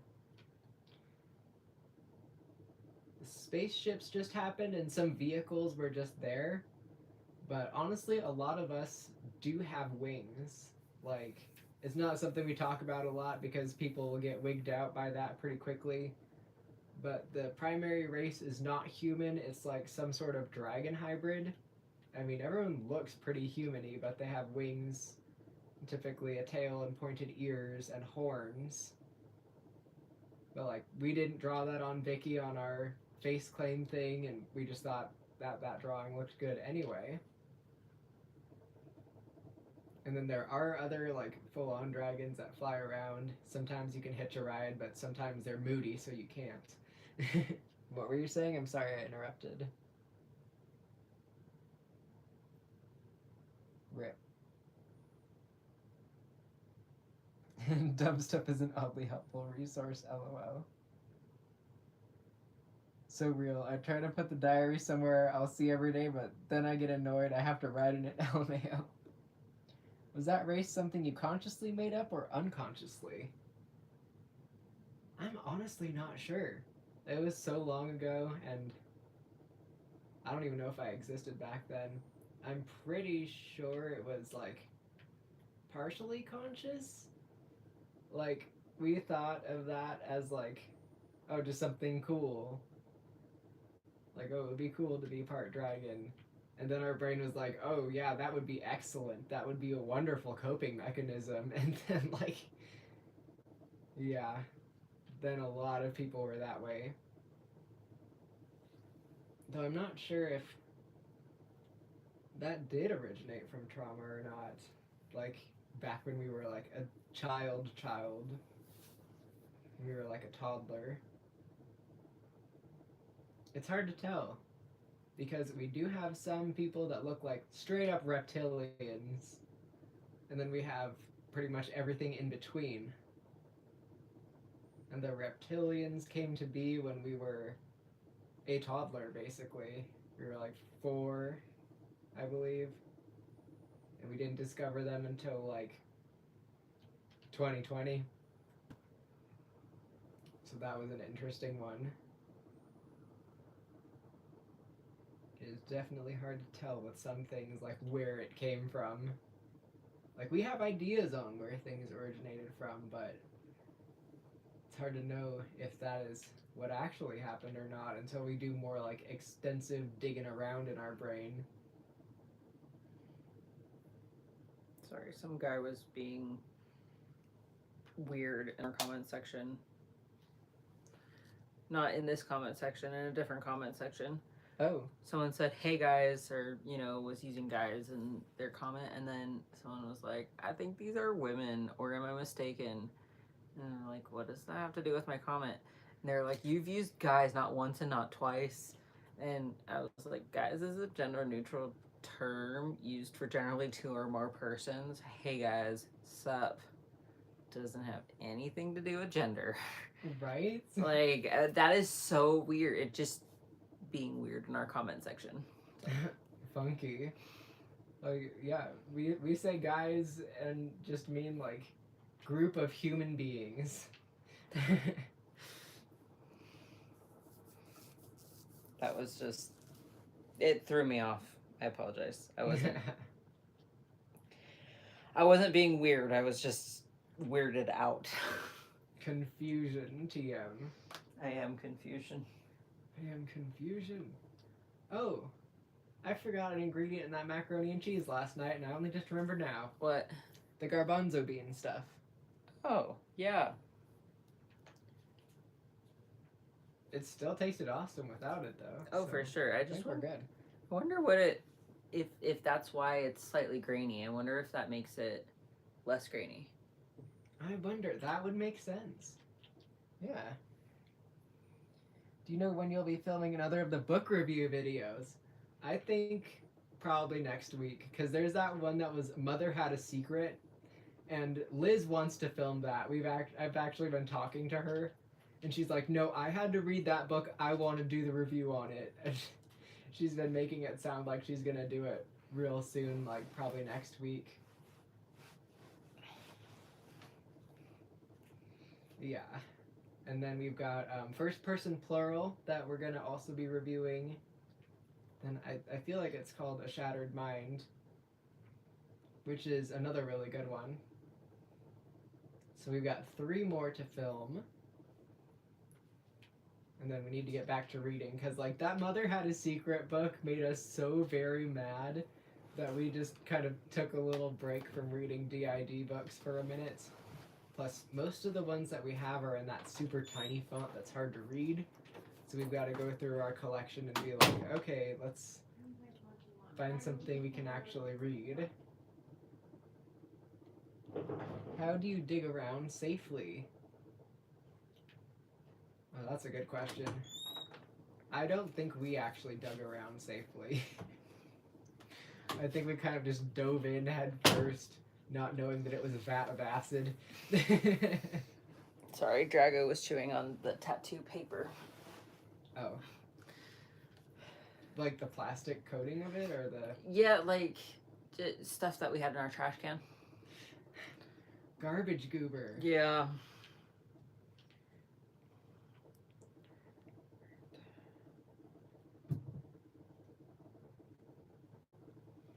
Like with our trauma processing and uncovering, sometimes it feels like we're one of those "don't try this at home, kids" situations. Like, yeah, we definitely just started looking around in the inner world and, you know, talking to different altars, asking the why questions. And I mean, if you do it at a slower pace than we did, maybe that would be more effective. But also remembering to take care of yourself. I feel like that's one of the biggest parts that we didn't really do. Like, we kind of didn't really eat very much for a very long time because our brain was just reeling so hard it was hard to do any self-care. But like actually doing self-care will make a big difference. Taking time to remind yourself like where you are in life and like how you're not in those bad situations anymore. Stuff like that makes a pretty big difference, honestly. Some people are so nitpicky with gender terminology like that. Like, just let it be, lol. Right? Yes, we want to know about the Mother Has a Secret one. Oh my goodness. Like, this woman, like, I'll give you a little sneak peek right now. Like, she is kind of what not to do if you are a parent with d.i.d. Like, almost exactly what not to do. Like, she did not seek any treatment whatsoever. She let her altars run rampant. Like, one of them even, like, threatened her children with violence. Like, if people read that book, they are going to get the completely wrong idea of what it's like to be a parent with d.i.d. And I was frankly incredibly insulted by every page of that book. Literally, we were like taking breaks and like throwing it down on the desk and flipping it off. Like this woman literally did not try to seek any therapeutic resources. And her family wasn't even much of a help either. Like her husband did a DIY exorcism on her at home when that one violet altar was out, and we were just like our jaw hit the floor. Like, oh, just all the bad vibes. And it was written by her daughter. Like, it was written from the daughter's perspective, and her daughter, like, isn't that great of a person either, frankly. And I don't think it's because of her mother. I feel like it's because the fact that they were in such a religious situation. They were Jehovah's Witnesses. And we have strong feelings about that religion because, as we mentioned earlier in this very stream, we're fine with people having different religions than us. Like, that is totally cool. You can believe what you want to believe in. But when it comes to, like, pulling others into that religion as well, that's where we have a problem.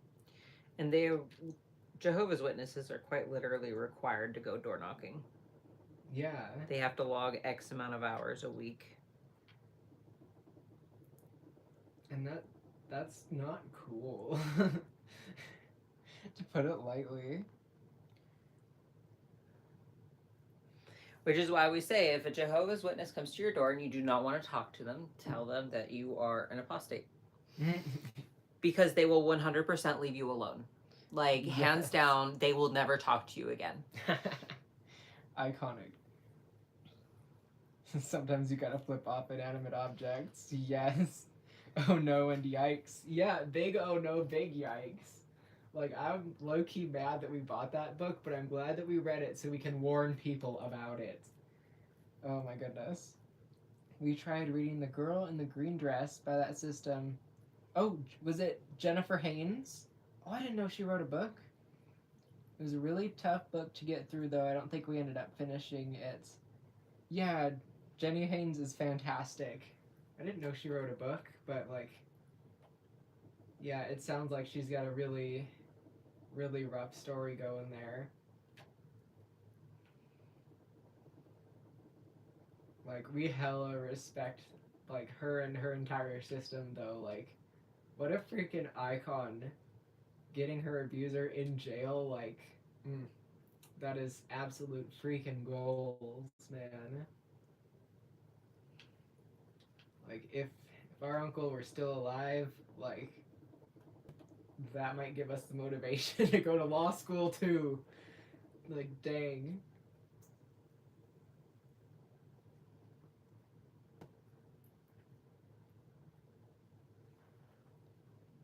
Man, it's already 2 a.m. for me. Gotta go to sleep.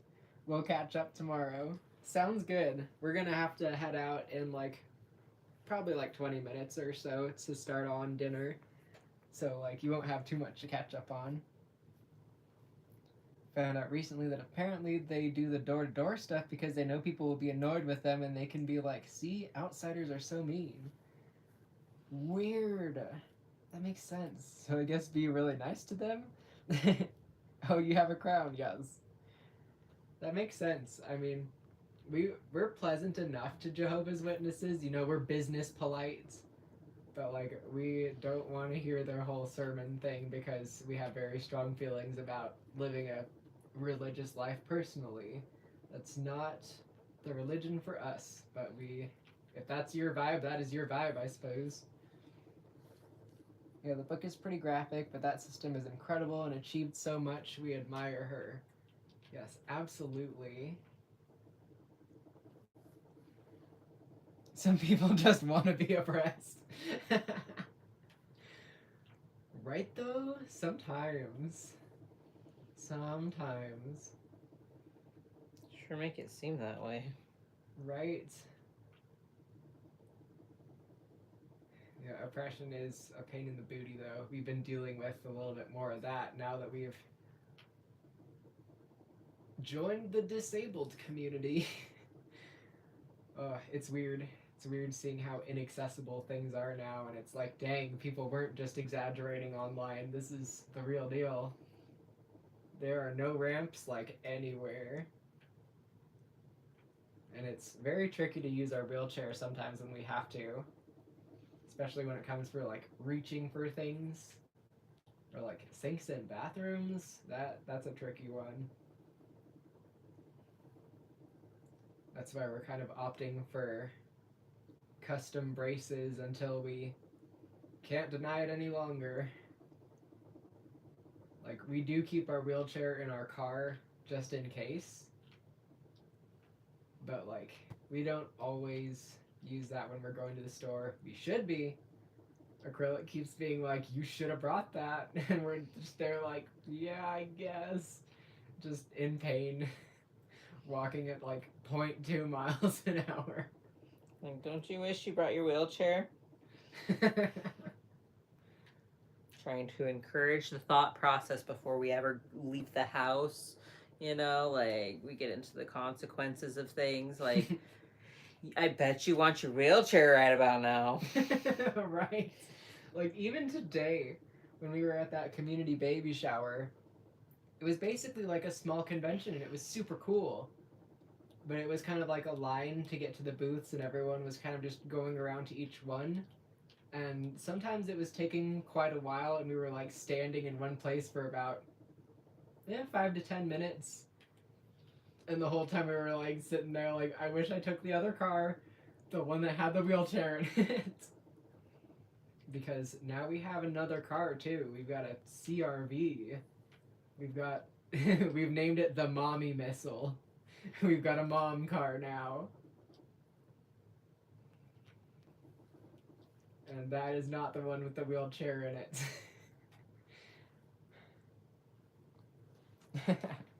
Like, just live your life, dog. Chill out. Oh, mood. I'm so much more critical of public bathroom design since joining the online disabled community.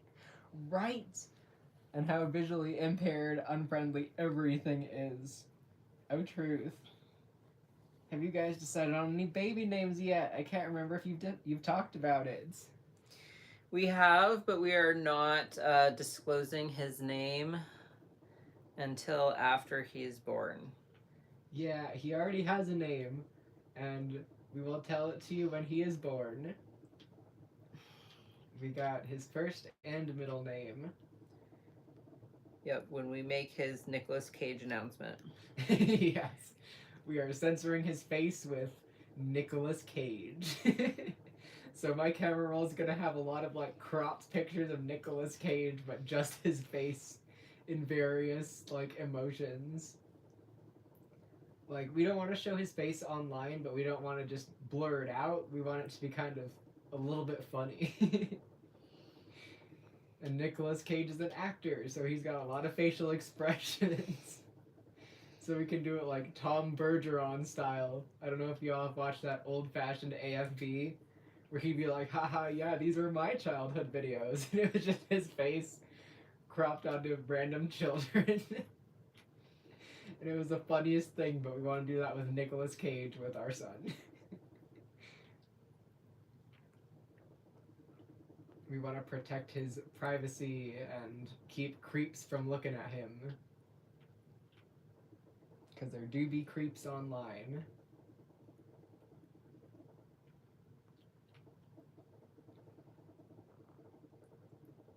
Requiring a wheelchair when you didn't before seems like a difficult thing to mentally grapple with, though. It really is. It's super hard to come to terms with that, and we resist using it as much as we can, even though that's not what we should be doing, and we know it. But it's really hard to like actually put our foot down and be like, nah, it's a wheelchair day today. I can't do this. I can't walk this far. Like, my hip is trying to pull itself out. Which happens.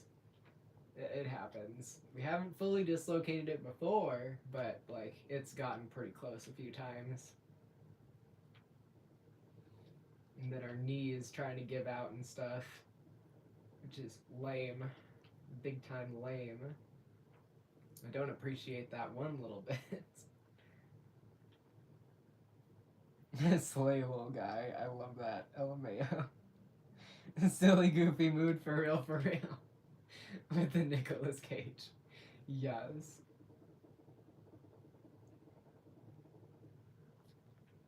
It's gonna be funny. Because we're gonna try to match the Nicolas Cage expressions to his little face expressions the best as we can. So if he's like doing a grumpy face, we're gonna find frowning Nicolas Cage. And if he's laughing, we're gonna find that laughing Nicolas Cage. It's gonna be great. We are aware that it has a name and location attached to it, but it doesn't have our address attached to it. You can't see our address, and we're fine with our name being out there. Everyone knows our name. And as far as location, it's whatever. Is it our city location? Yeah, but it's not like they can figure out exactly where we are. It is a small town. Then again, we will be moving again soon. Yeah. Anyway. We are planning on moving here real soon. Yeah, within, like, hopefully before our little dude starts kindergarten, we want to move to a different state. The one just above ours. So we can be closer to Acrylic's family and actually closer to our family. Because right now we live very far from family. And it's been tricky, especially since now our parents have reason to want to, like, visit a bunch to see their grandbaby. So we're gonna try to be closer to everybody. Like, it's hard getting up there to see everyone for, like, holidays and stuff. And not to mention, the medical resources down here are just trash. And so are the therapists, and, like, it's difficult. The jobs aren't great down here. Like, if you make $15 an hour, people are like, wow, that's a great job. I make $14.50 an hour. Like, it's a struggle. Sorry, this person is back at it and is like trying to say how men would not like being called girls. And it's like, and he's like, words have meaning, and it's 2025, and it's like, yeah, it's 2025. Everyone knows that guys means generally 2 or more people. Like, what? Sometimes I want to call people snowflake. Usually it's people who identify with the red side of things. Okay, this is a more simplified version. Oh, pretty. Like, we're toning, we're what's the word? Fine-tuning. Mm-hmm. Now, my tablet just died, so I can't see anything. I don't want to steal your phone necessarily. Oh, I don't mind. Okay. Yeah, I figured out a Samsung. It's not hard. It is for me. We have an altar who specifically manages body pain. That's cool. That's really cool. Like, I wonder if we have one of those. I know we have some altars who are there for, like, emotional times. Like, we've got one who kind of just seems like he just sucks away the emotions. And we've given him the nickname of being a fume hood. If anyone's familiar with chemistry, you'll know what I mean. It's kind of like one of those vents above your kitchen, but industrialized. Yeah, we're all kind of learning how to deal with the pain because it's constant, man.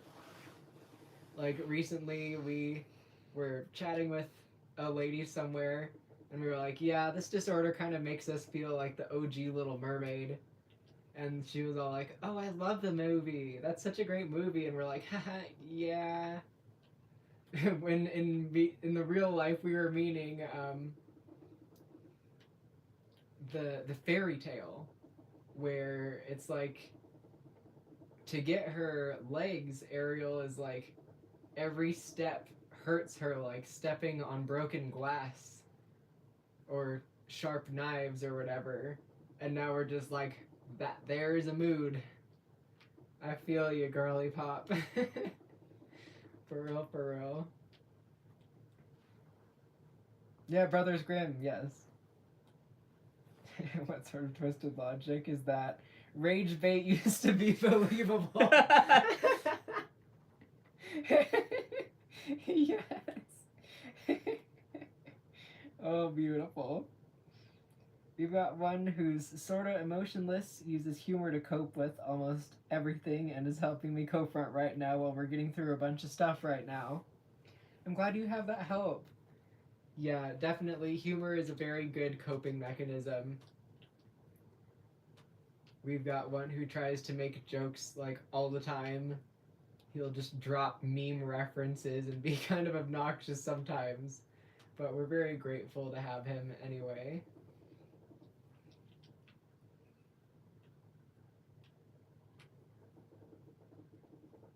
Okay, I think we will wrap this up at 4:45. So if y'all have any last questions or comments, now will be the perfect time. You have to wait to wrap up until I'm done drawing this. Okay. It's not going to take too much longer. But I need to show everyone the tattoo idea that we are bringing to life. And it won't be colored or anything. We are going to add color to it because it needs color to work. If I'll let you. It'll be pretty. It'll be very elegant. Okay. You know how I feel about color tattoos. I do, but it's going to be elegant AF. And it's going to be amazing. And you're going to love it. Okay. And it won't be the same without color. Fair. You do have to have a little bit of red.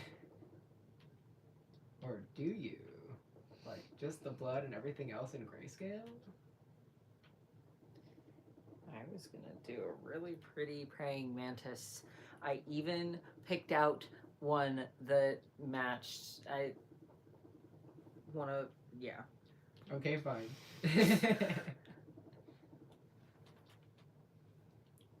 Do you have any favorite shows you rewatch? Oh yes, absolutely. We have a few that we love to fall asleep to. Centaur World being one of them. Like our sleeping shows are Kipo, Bee and Puppy Cat, and Centaur World. Sometimes a few others, but we really like to rewatch Squid Game.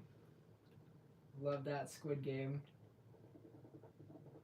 I hear they're going to be making another season, like the American version. Like that is gonna be fire. It's gonna be so realistic though, but like it's still gonna be fire. But what else do we rewatch a lot? There's a good few, honestly. A Series of Unfortunate Events is another good one. I almost just want to go back into our Netflix history. Oh, Love, Death, and Robots. Delicious in Dungeon. Yes, Delicious in Dungeon.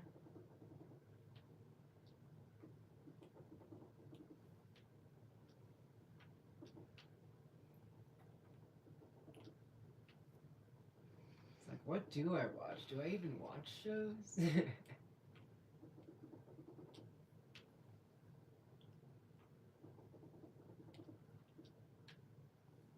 Oh, can't go too far that direction.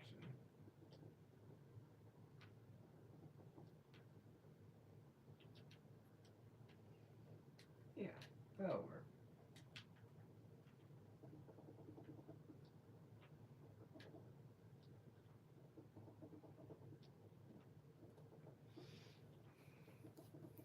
I'm thinking.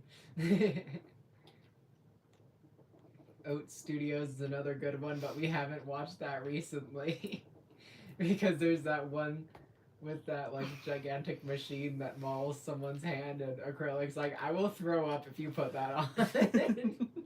And we're like, dang it, I love that one. We almost want to get that literal machine, the Damasu, tattooed on us. It's such a mood. It's like a chainsaw with 5 to 7 different blades that go different directions. Like, what's not to love? I present to you. Oh. I mean, it would obviously have regular text. We would put real text on it, but yes. Oh, McFlurry.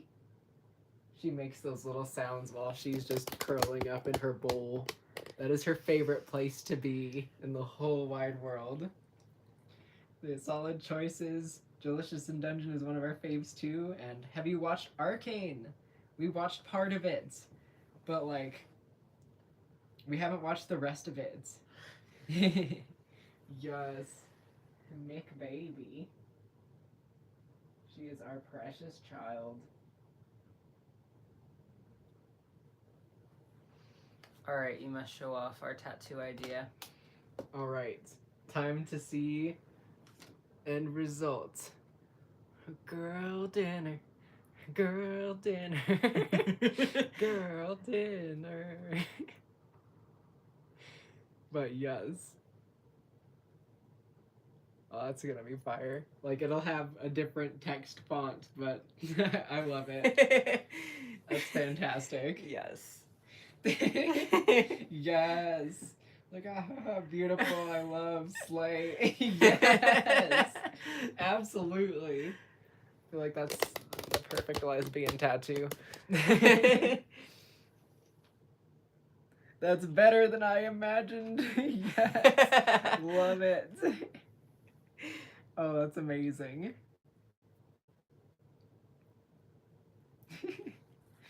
That is so awesome. I'm excited. It's amazing. Yes. And like, okay, I'll show you the praying mantis that we based it off of.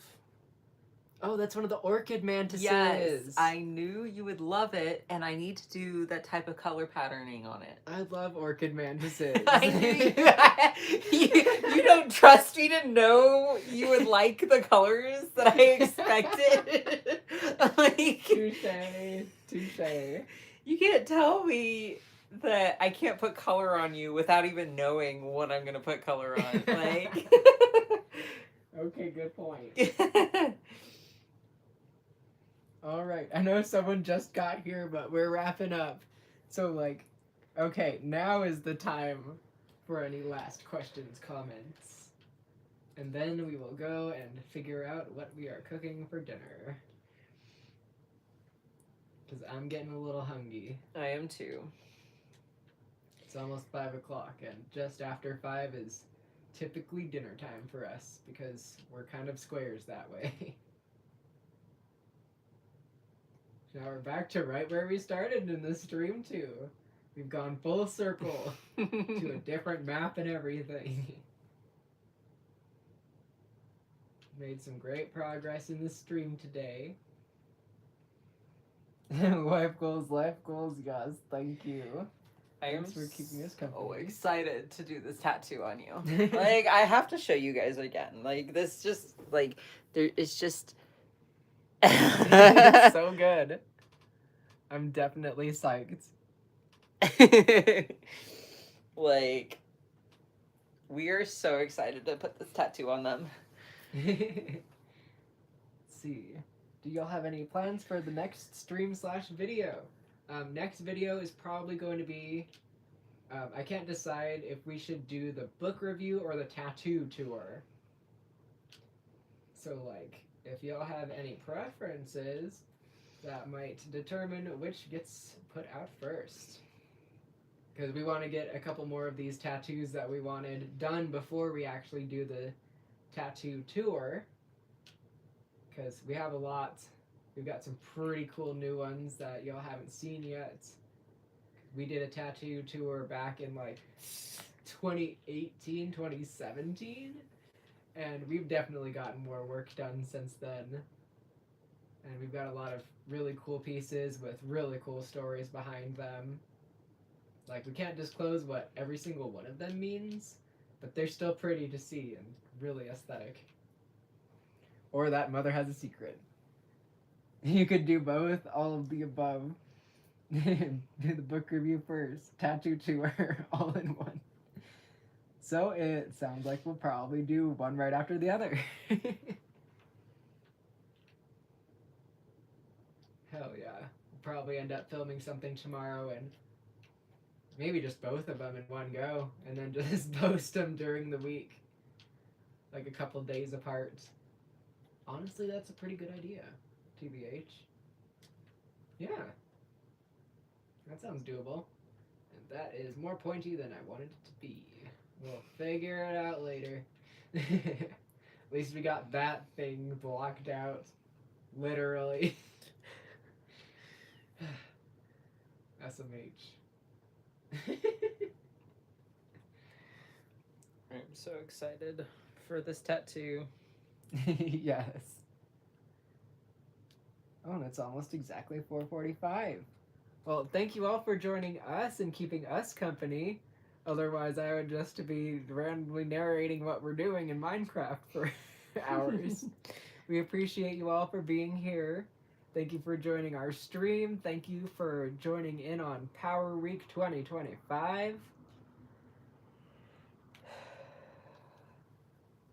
You all have a good day too, and we will do our best to have a great dinner. We're gonna be cooking from scratch, so it's gonna be bomb. Girl dinner.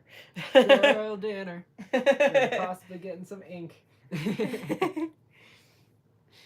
Yeah, so thank you all for joining us. Yeah, if you want to know when exactly we post next, click the bell button. I don't know if our notifications are going through for everybody or what's up with that, but I'm pretty sure that gives you a notification when we post. Because, like, we post at, like, random times now. Like, we don't have a specific time for actually posting videos. And that's gonna get even more chaotic when we have Junior. Right? And then we'll just have random, like, short featurings of Nicolas Cage. So, yeah. Thank you, guys. Y'all have a great night.